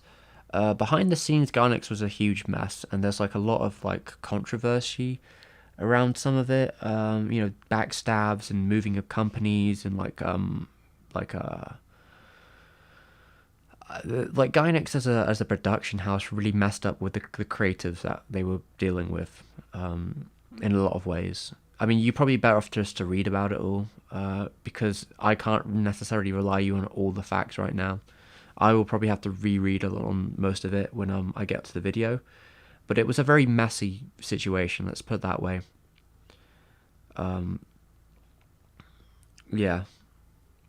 Gainax is just a mess, believe me.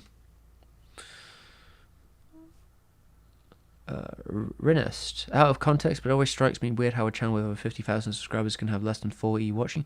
I mean, I guess that depends on if people want to watch or not. I mean, I don't announce these streams beforehand. Maybe if I like let them up for a bit, like if I the day beforehand, I set a stream with like and was like, hey, I'm doing the stream. These are kind of impromptu, so whoever shows up, and I kind of like it when it's a bit smaller anyway. Though, I mean, if I put like a fancy thumbnail in and I gave it a big title about doing something, I think people come for the videos maybe more than the streams. But if they want to come for the streams, I'm always appreciative of them just hanging out, you know, just being here. But yeah, I don't know. That's just the game, I guess, which is fine. Do.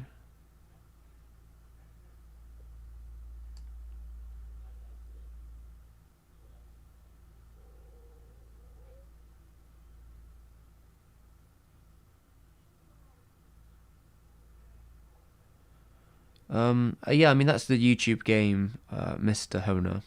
Yeah, like if you say for example Madhouse Month, I think most of the videos aren't going to do very well because they're really obscure topics. I was kind of hoping one of them would have done better than it did, but you know, such is the game of YouTube, right? But yeah, YouTube's a bit fickle with what will get big and what won't, so it's a bit of a game. But you know, sometimes you get lucky, sometimes you don't.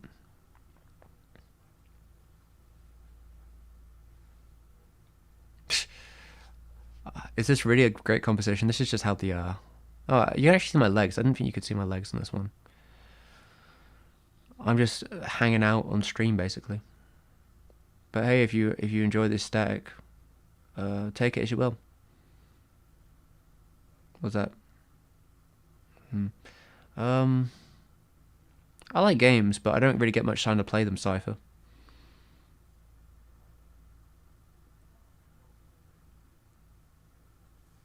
On the other hand, I keep hearing the 80% of watching are not subscribed a lot lately, which is also strange. Yeah, that's just true of most channels. I mean, it might be more than that. Could be 90% of people watching your channel aren't subscribed, because that's just the game. Like you'll find a lot of audience on the algorithm more so than you will from your actual feed box, because you know not everyone that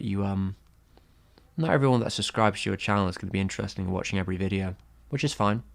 That's just how it is.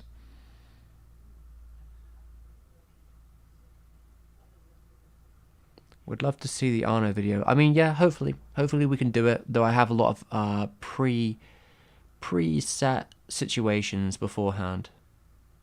You know, a lot of organized things that need to be done before I even start thinking about the Arno video.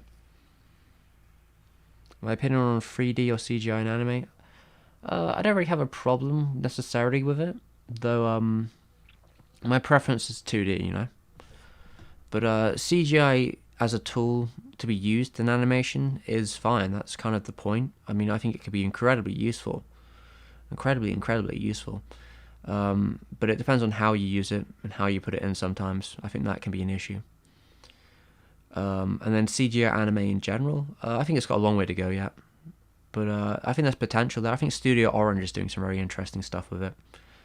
And I think we'll just see how it goes as reproductions move forward. I really like that the stream is small. Yeah, I mean, I think it's kind of cozy. Like, if we had 100 or 200 people, I probably wouldn't be able to deal very well with it. Sunbro, I'm glad you like the streams. Yeah, I mean, I like just hanging out in a bit more of a casual way. To me, it's just about chilling out.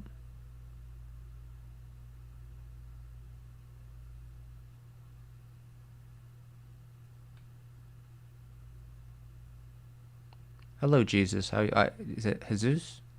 I don't know. It says Jesus, but yeah. How's it going? I don't know. I think that's fine. There's nothing wrong with small streams.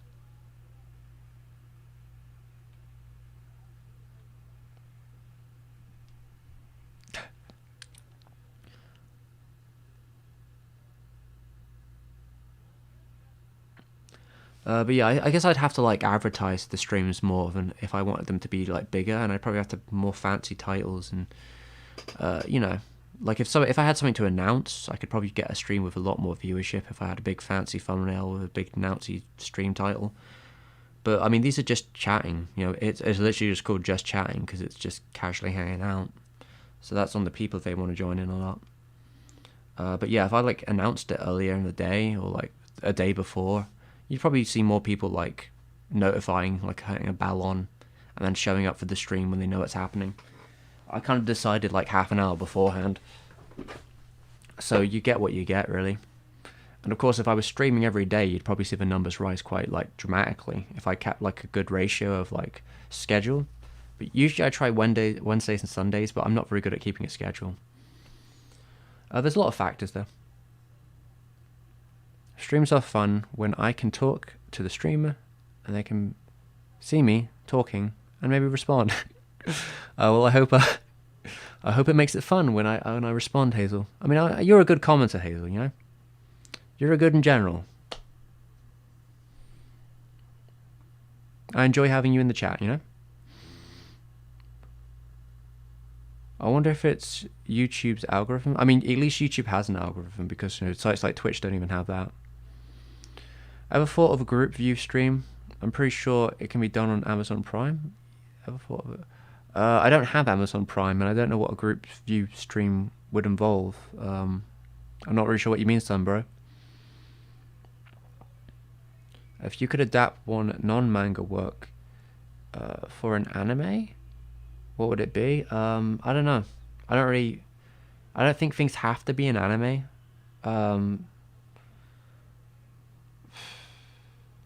All right, actually, here's one. Here's one for the funnies. I mean, it's kind of already there are shows like this already, but you know, I'd like to see the original Japanese Iron Chef as an anime.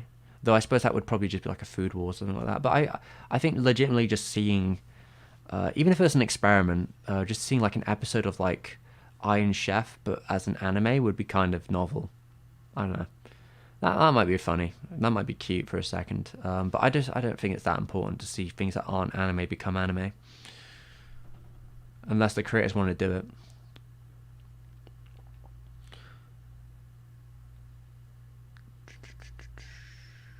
Let's see, where are we at?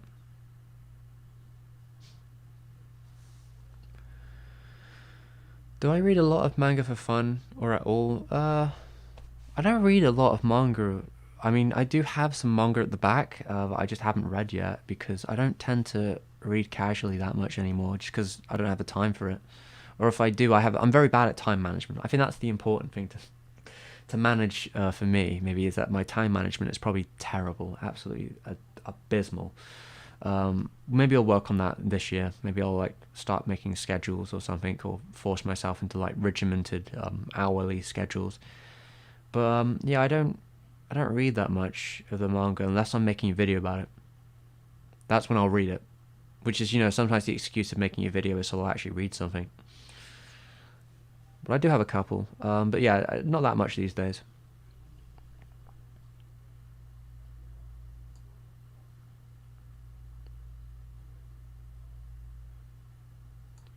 Well, that's some fate with the Satoshi Kon editing. Hope your hand gets better soon. Thank you, Sophia. I mean, it's getting better very slowly. It's in a better state than it was, but it does put me in a position where I worry about doing another big video. But I hope this time I will take precautions to not have the same thing happen again, and hopefully work smarter, not longer.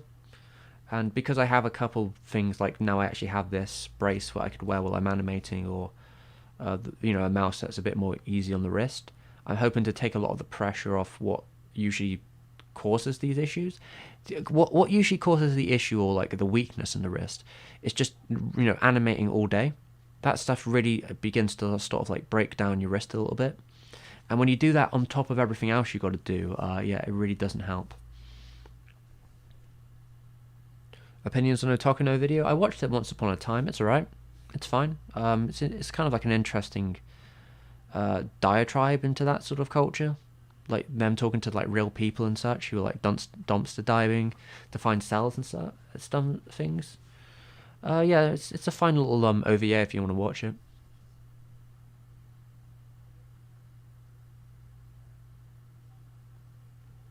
I think CGI initially got a bad name because they were used it before the tech was ready. I mean, they've been using it since the 80s.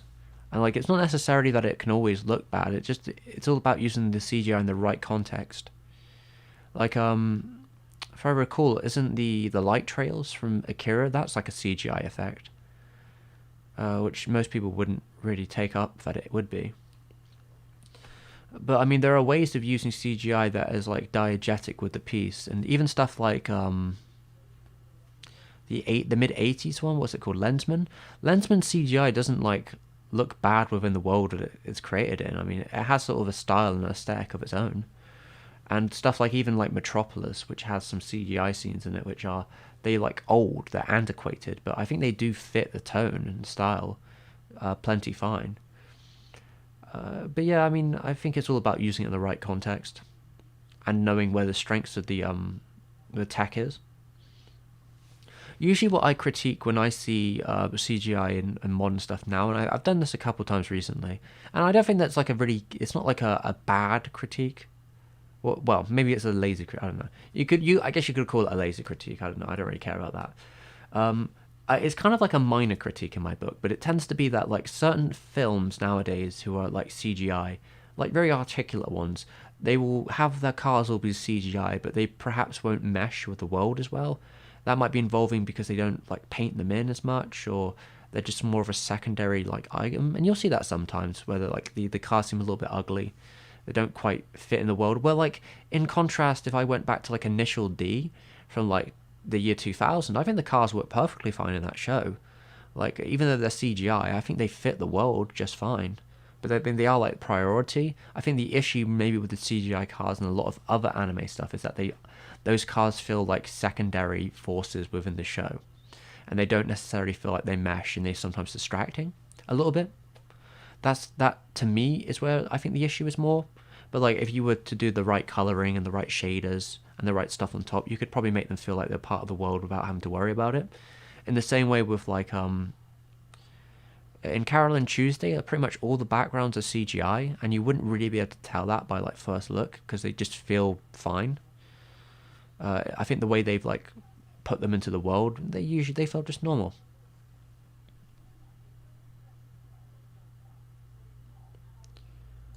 Okay, the streams are a blessing to my cat, honestly. Well, I'm glad your cat enjoys them either. My cat here was here earlier, but she got really put out when before I started the stream and I was getting my dinner.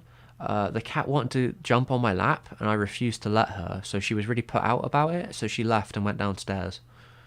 But yeah, literally, I was throwing my hand up like, no, don't sit on me, and she was trying to like jump over my hand to sit on me. Like she couldn't take the hint.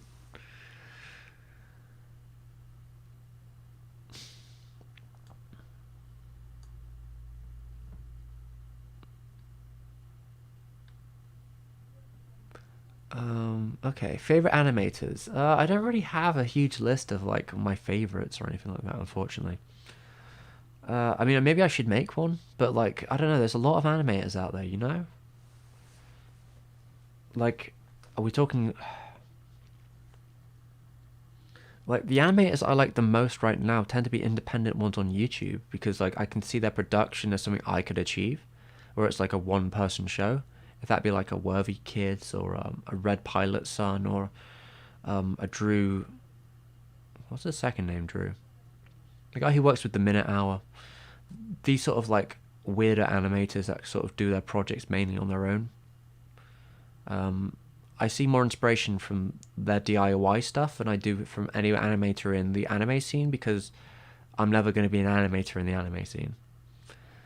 But I mean, there's plenty of cool ones out there. But you know, some Sakuga heads would probably be better people to ask.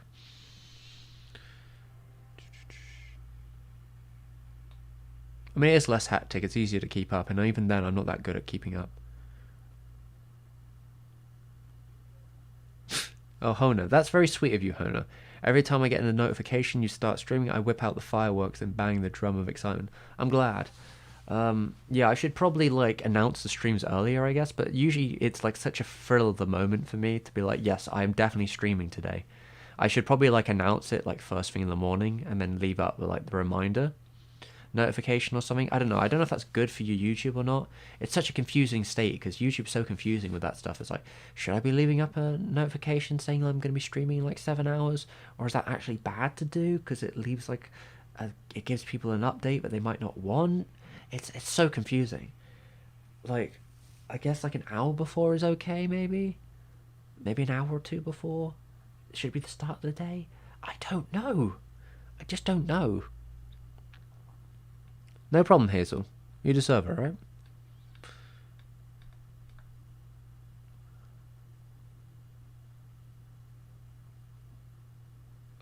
How are you so fresh? You look like Hikikomori monkey. Oh, I look like a hickory. I don't know how I look fresh. Maybe I'm just chilling out. I don't know. Just I've been taking it easy the last couple of days, but I shaved the back and sides of my hair because it was getting too long.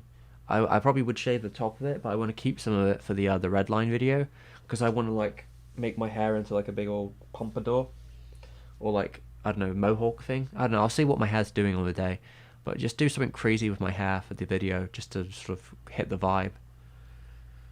And then I'll probably just remove it all after. Then after that, I'll cut it all down again. But I don't know. I mean, I'm just wearing like my dad clothes. Like they're not exactly crazy.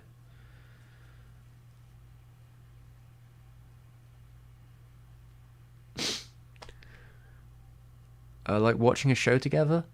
I don't know. I think I would have to do that on like a Patreon thing. I imagine like watching a show. I don't have Amazon Prime myself, so it's not really on the table to be honest. But yeah, group streams is like a cool idea, I guess.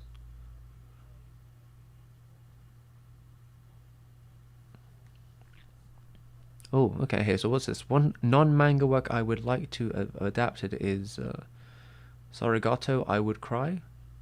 Wait, is the name just Saragoto or is it I Would Cry? Oh, okay. I see a novel series. Saragoto. That's a light novel series. Oh, that's cool. I have not read them. I imagine you must like them quite a bit then if you want to adapt them. But that's like a crime mystery. I mean, I like these covers. There's a very cute cover here with the blue-haired girl. It's pretty cool.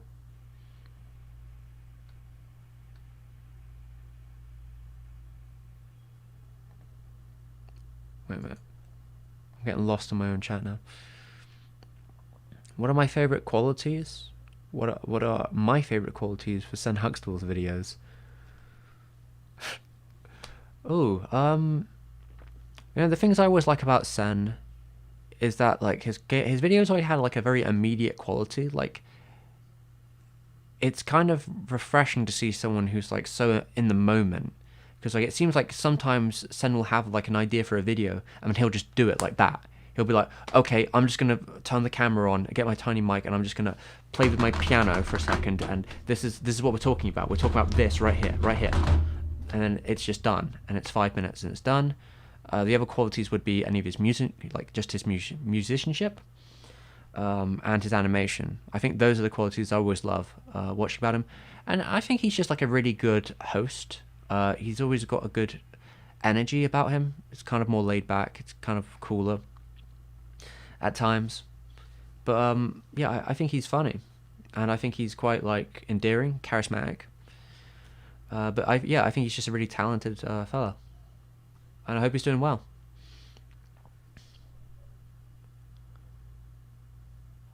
Cooking Master Boy already did that. Okay, I'm glad somebody already had that idea.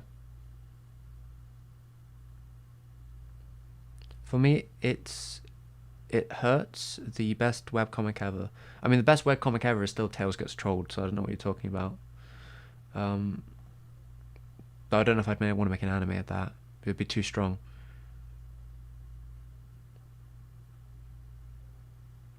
Nobody needs to change based on other people's perspectives and opinions. I feel like YouTube plays a big role. I'm not really sure what that's in consideration to Sophia, but maybe that's just a general thing. I don't know. Did I say something? How much break do you get when you're making videos? It's a weird way of thinking about it. I mean, I make a video and I'll usually have like a day afterwards, which is a bit more like calm. like a kind of more like chill day after I finish making a video. And then after like in the process of making the videos, I'm pretty much on at all times. But you know, I kind of take things at a slow pace. So like the beginning of my day starts really slow. But like I try and, I don't know, the way my brain is, I'm usually just always on about that sort of stuff. And maybe, you know, if I'm nice, if I get done what I want to get done that day, I'll take it easy in the afternoon or the evening or whatever. But I don't know, I'm usually just doing, you know, video stuff like 7 days a week. Okay, I have a recommendation for you to read manga by Tetsuya Nihei. Oh, what, Blame? Maybe I'll read Blame sometime, I don't know, if I get there. What do I do for a living? I do this for a living right now.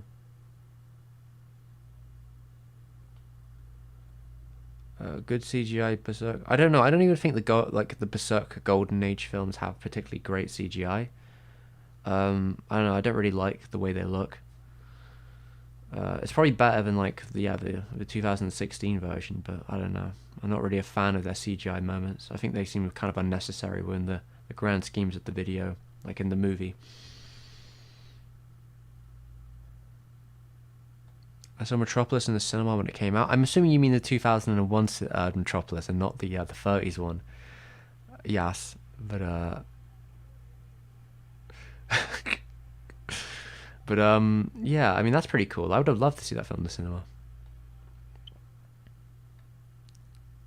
The nice thing is it's mostly visual, very little script, not much to read. It's almost just like watching a show. Oh, what their work. Yeah, I mean, so the thing is, I am probably more of an animation guy. So like while I do like reading comics and manga and stuff, I just don't really do it that much anymore. Mainly because like reading it on screens hurts my eyes.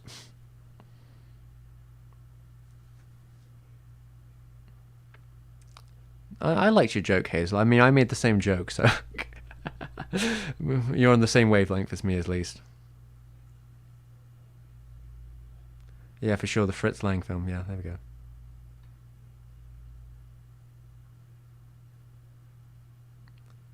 My favourite animator is Sven Huxtable. Yeah, I mean, I really like Sen's work as an animator. I think it's been, I don't know, last art stream he did recently, it's kind of like gratifying to see like how his stuff has changed since then. I think he's gotten even more proficient since last I saw him stream. I don't know, he's just really good. I think in the future, like he's really got a pivotal career ahead of him. And I always like seeing his little animations. I mean, it would be great to watch Sen make his own like little short, I don't know, like series. I don't know, like if he could just like make one on like YouTube or something. I like reading his comic. Like if his comic was just like a series of like limited animations on YouTube, I'd like watch every one of them straight up. I think they could do really well. But I guess that's like a lot of work, so that's on him for whatever he wants to do.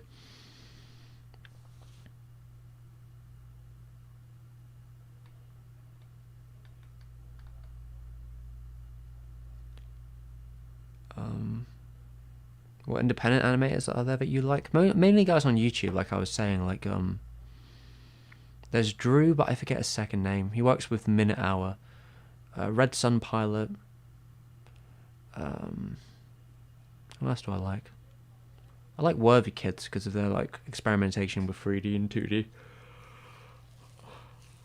I like Joel G. The thing is, I'm thinking a lot of the times I want to look for animators that more resonate with something that I would feel like I could make. Some of those animators I listed there are just ones I enjoy watching, but like people like Umami, maybe. I think Umami is somewhat inspiring because it feels like they just make all their stuff on like flat, like paint. That's how it feels to me. I mean, I think that's like the aesthetic. It feels like they're just doing paint animations because they're sort of like low poly, that sort of style, bitmap kind of looking animations. Who else? What is that fella called? The one who did the World of Tomorrow.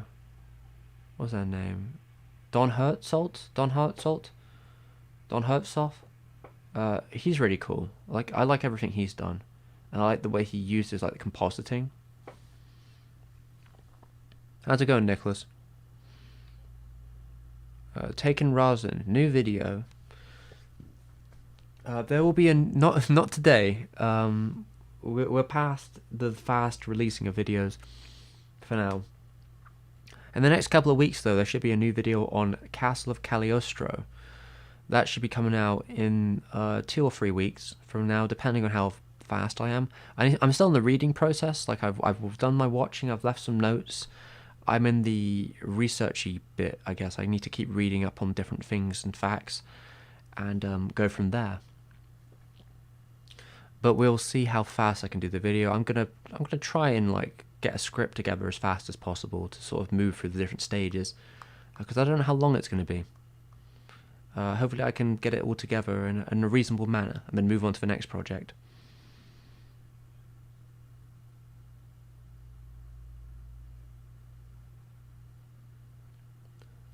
Jonathan. Oh, let's look at this guy. Is it Jonathan Nakondo? Ooh, this looks cool. I wonder if I can find like a video what this stuff is like.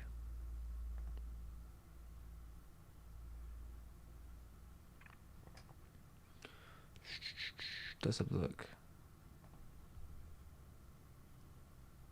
I'm looking at some of their drawings right now, and the drawings are pretty cool.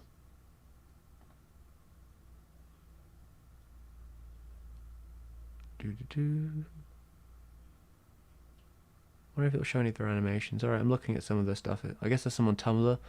Yeah, this is pretty cool. Let's have a look. It's very strong color palettes, which I do like. The bluntness of that.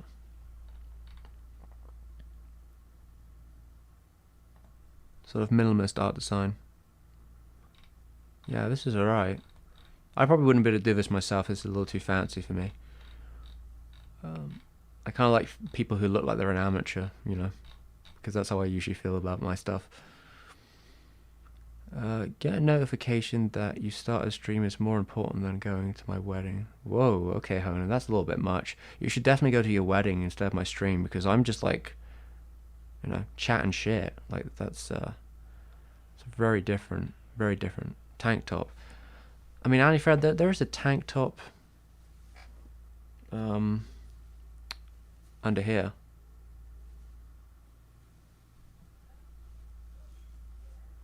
There is. It's my undershirt, but like, I'm not gonna take this top shirt off because it's cold. Yeah, rest in peace, Doom. MF Doom. That was like really abrupt. It's really unfortunate to see him pass so like young. Really unfortunate. I used to spend a lot of time listening to like Mad Villainy. And yeah, I've always thinking, he's like great performer. It's just unfortunate.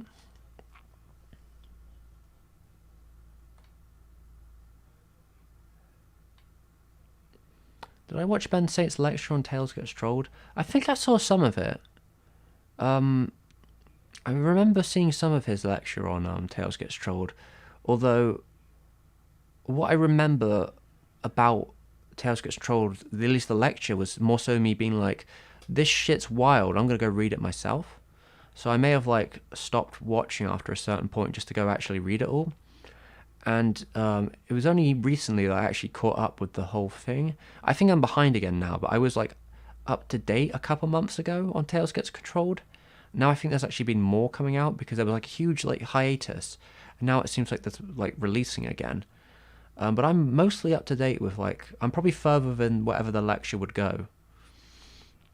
I did see Cybershell's video on it recently, which is probably the reason I started like reading it again and like catching up. But yeah, I mean his lecture's pretty alright, though. I think that sometimes Tails Gets Trolled is best like appreciated by just reading it. You don't necessarily need a lecture.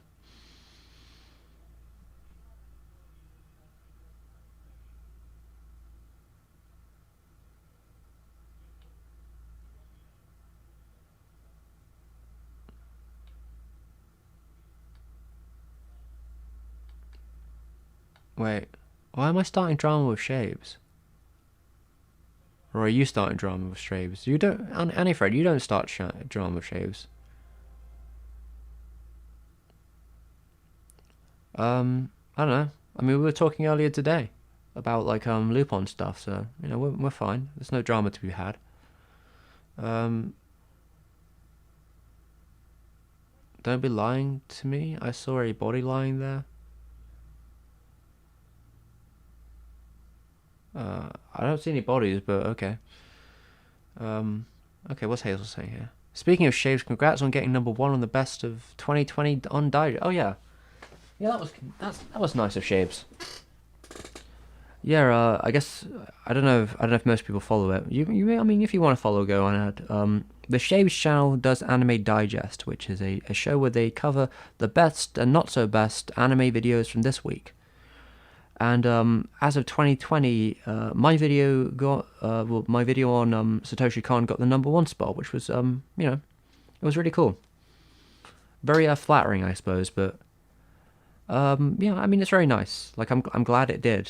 It was like a lot of effort, though. Like to me, the video is mired by like just not having a wrist that works for months afterwards. That's what I remember from the video, but I'm glad it did well. I mean, the video's doing really well. Still is. It still gets a couple of like, I guess, still gets like 1,000 views a day or something like that. I appreciate the yeah, that people really like it, and I really do want to do more videos like that. It's just that they can be really tiring.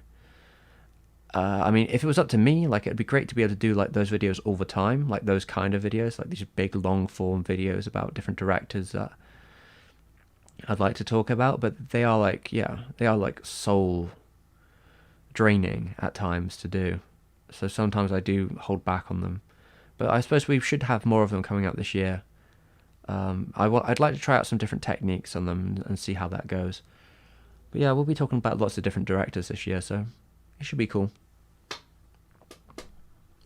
Maybe we'll be the best video of 2021. I doubt it. I doubt we'll be that, but I don't know. Maybe. Who knows? I'll try and like do another good show. I mean, if it's gonna be any of them, it'll probably be the Arno video. That would be the one that I'm really like going for this year. But I mean, Hazel, you're on that list too. So congratulations to Hazel. I mean, everyone should check out Hazel Never Talks channel. She covers mainly AMV, like I guess you could call them post-experimental AMVs. Very cool. I always love watching her work. Like they're always fun, and you know sometimes morbid. But you know I kind of like that style. It reminds me of some of my earlier like animation work in a way, that kind of tone. But yeah, Hazel was #2 on the list, so you know you should also check her out. You know.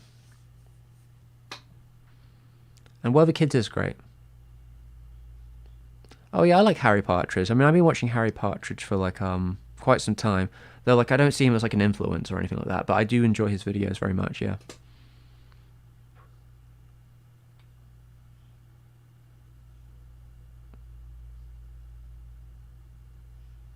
Okay. It seems I gave you an idea. I mean, did I give you an idea? I mean, I hope so. Well, go for it.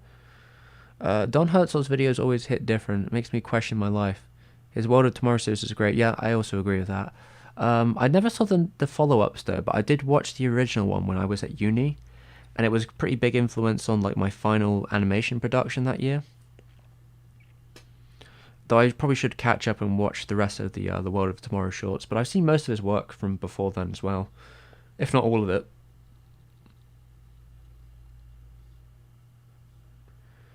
If you miss your wedding, someone will notice. Yeah, that's probably true. Anime wives would be preferable. I mean, that's a little easier to find, I'm sure. I mean, you could probably get yourself a cutout or something if you want it.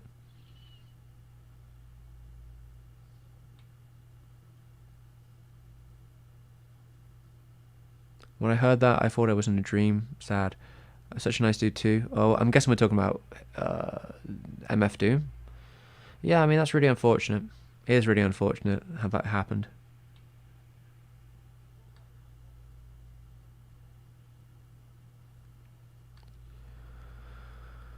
Maybe you could do a drawing wall in your chat room. What is a drawing wall in your every live stream? Spend a little bit of time drawing on it and talking and suggesting. Maybe. What do you mean by a drawing wall in your chat room? I don't know how I could. How do you do it in a chat room? I don't know how I do that. Spend a little time drawing on it and suggesting, talking suggestions. So, on the edge. I'm not really sure what you mean on the edge. You're gonna have to explain your thingamajig there.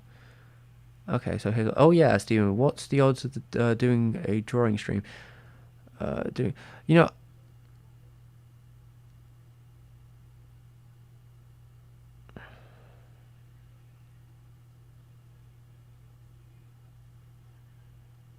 Anifred, I think you might be behind actually, to be honest. But I mean, I don't know. I'm reading the chat as I'm going at a pace. Like I can't help it if people are commenting too fast for me. What was I saying? Yeah, what's the odds of doing a draw stream? The reason I stopped doing draw streams is because of my wrist. I'd like to do them again, but I've kind of just postponed on it because doing hours of drawing haven't been really great for it. So I've only been drawing if I had to for like videos.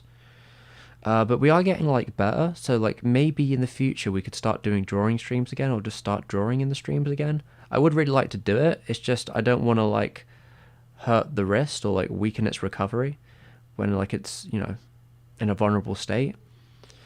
But yeah, maybe next time I can do a little bit of drawing, just a little bit though.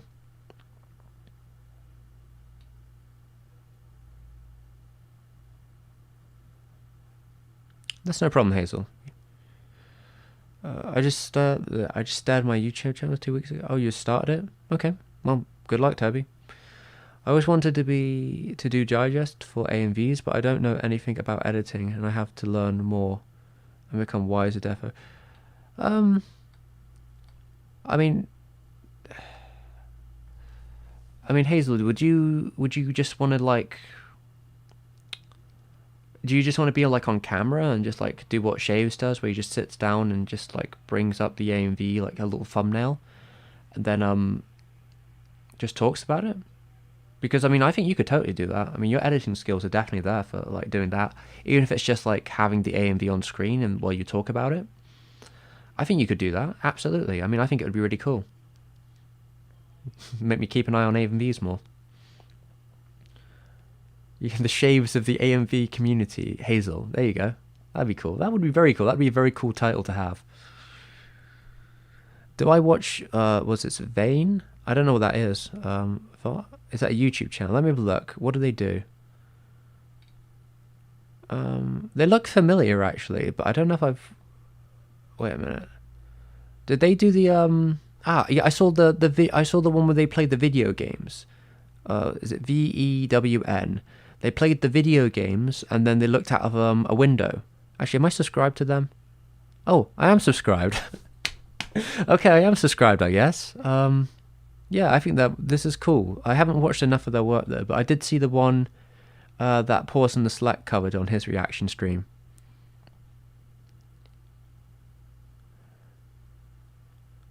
I feel you with the tinnitus. I gave up drawing for half a year and did Blender. I've only recently got back into painting because of the iPad and not be able to fix my PC during lockdown. Oh, that's unfortunate. Well, I'm glad that you got the Blender going. Yeah, tinnitus doesn't sound fun. When I talked to the doctor, they said it was probably carpal tunnel, but I thought it might be tinnitus. It would be one of the two. whatever it is, it's just generally not a fun experience to go through. But like, yeah, I've done some drawing since, but like, the last times I've really dedicated to do any in a video was like pure pain. It was probably, what video was it? I think the last video I did lots of drawing was like the Lost Ghibli video, which was a couple months back now, but like that was not a pleasant experience to draw through. My hand got really bad after that after a while. Like I could barely even use it to pick anything up. So yeah, I've tried to avoid it. Since then I've done like tiny drawings, like little bits and pieces. But yeah, I have tried to avoid it with all costs, but I think I am probably getting strong enough now that I might be able to do like a small bit of drawing on a stream without it being an issue. But yeah, I hope, I mean the iPad seems to have pretty good settings for drawing, so I hope you're actually having fun with it. So you're making film making related tutorials, so maybe my channel is something for you to learn how to, oh yeah. Yeah, I mean Halo, you do Halo, you do pretty good with like the A&V editing. Like I don't know if editing normal stuff is like that different, but I guess it is like a slight set of editing skills, but I think that you could totally master it. Absolutely.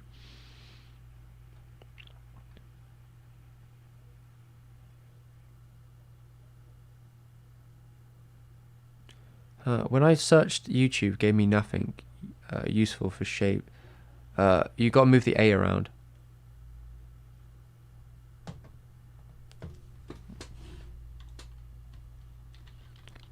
Oh fuck! What have I done? Oh no, no! Don't do the thingy video. What? Oh, my computer's. No, go away, computer. What are you doing?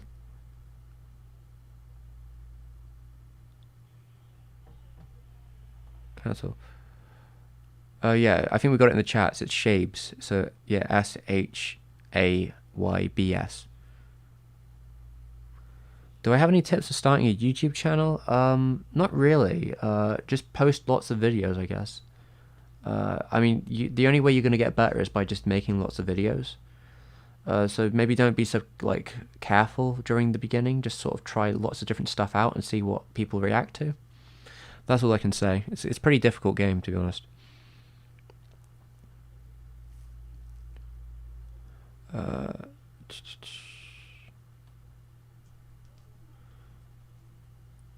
Just drawing on the wall behind you. I do not. Unfortunately, on the edge, I can't just start drawing on the walls in this house. That is not like an okay thing to do. So that will not be happening, I'm afraid.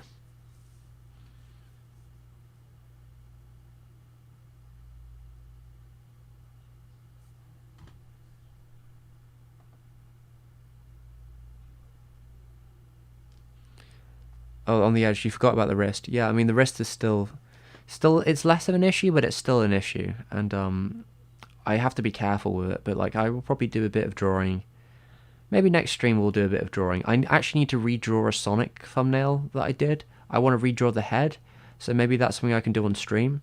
There is also like another drawing I wanted to finish, but I need to do some. I need to actually shoot some more references for it to like fix it up.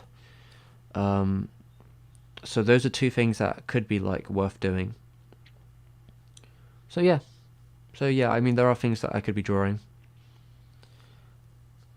but yeah, we'll see how the wrist is really going. Oh god, it's getting late. So look, where are we at? Ah. All right, Yaz. I hope you have a good night, Yaz. Yeah, have a good one. All right. Yeah. I mean, I'll try not to push myself too hard because I want to keep my wrist usable. I don't know if there's any videos in the future where I'm going to really need it as much currently. I'm trying to think if there'll be anything.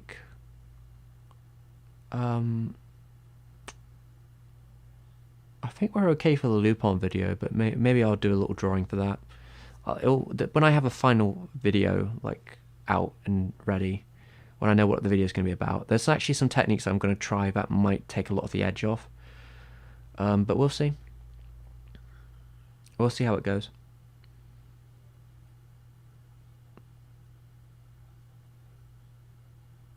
Let's see. I had carpal tunnel long ago, and it used to moist heat an immobilizer for a few weeks as best as I could. It was super painful.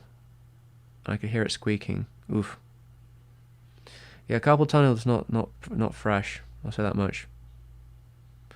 The moist heat of them immobilized.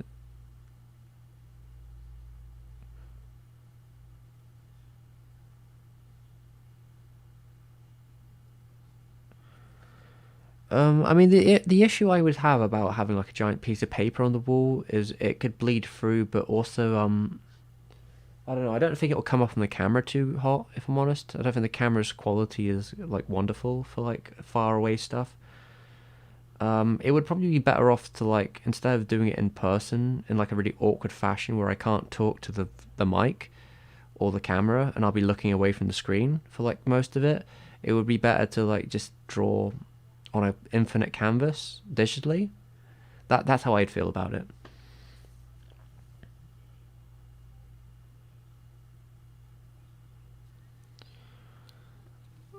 Um,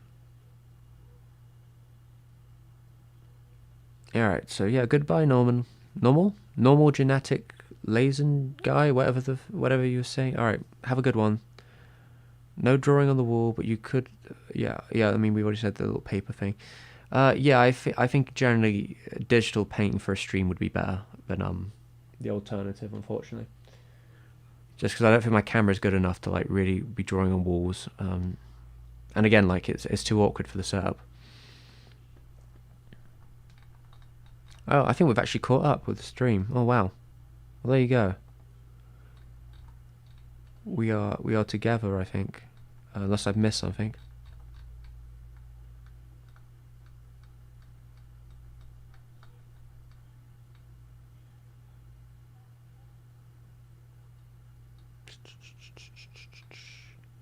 Did I miss something? No, I am here with the whole chat now. Woo! I mean, it's getting pretty late, so it may be worth. You should do ASMR. I don't know.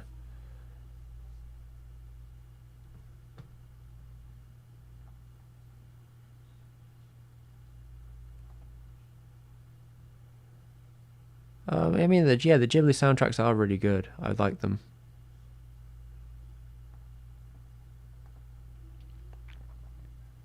Joe Hasashi is he's pretty damn good.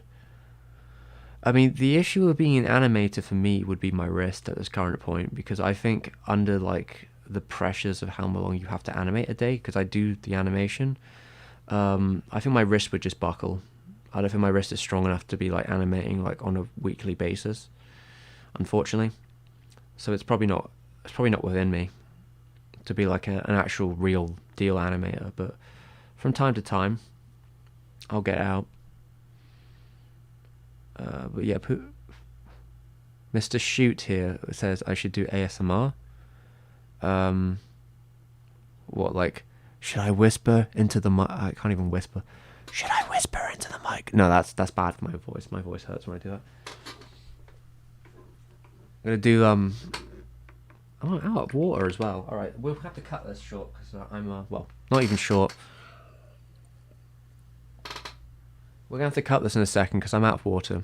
Yeah, I'm gonna do what was it, like beard scratching on the mic. I'm gonna have to. There you go. There's your ASMR. I mean, there's your ASMR.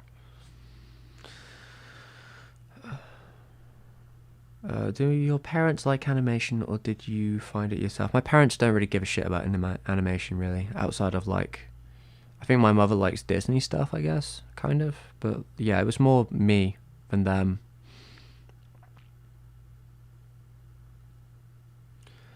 But yeah, I mean, we'll probably get back to like I used to do drawing on streams. I enjoyed doing it, but yeah, like I have to be careful with the wrist right now, so I don't want to put it through too much pressure.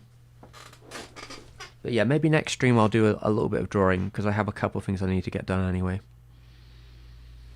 But yeah, we're at the end now, everyone. So I should probably say goodbye and quit and get back to work. I mean, it's quite late now, but maybe I'll read a couple of things before bed. and then do lots of work tomorrow, hopefully. We'll see.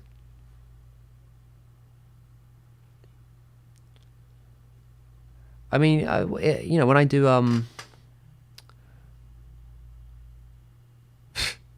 it's 11:05 p.m. Please go. Disley, I do not go to bed at 11:05 p.m. I go to bed at 2 a.m. Don't be silly. No problem, Hazel. I hope you had a nice time with the stream. But yeah, I should probably cut it off now because I'm out of water. But I hope everyone enjoyed the stream. ASMR would be the sound of the pencil scratching and shading. Yeah, I mean, it'll be a bit of a Bob Ross experience. I would probably bring the Bob Ross experience to my my drawing, but I need to reinstall Clip Studio Paint on this PC because it is not compatible with this PC very well, so I need to reinstall the program, which I will do, and then hopefully reinstall my brushes or whatever I have to do, some awkward shit. Yeah, and we'll go from there. Bye-bye. Halo is a game I like. I mean, I like Halo 3. That's a fun game. I enjoy playing that with friends. The art style of Serial Experiment Lane is really worth digging into. It's not really my vibe. Like, I wouldn't draw that way myself, but it looks cool. I like the way it does look. I wouldn't be drawing it myself, though. More reasons to sleep. I mean, Halo 3, yeah, Halo 3 is actually really good. I do enjoy that game. Besides the, like, flood bit in that, like, weird inside place, I don't know. It's like a flood level in there, which wasn't great. But yeah, I hope everyone had a nice time on the stream, and we are. I'll cut it here. I think before I'll cut my losses effectively. Have a good one, everyone. Bye bye. Bye bye.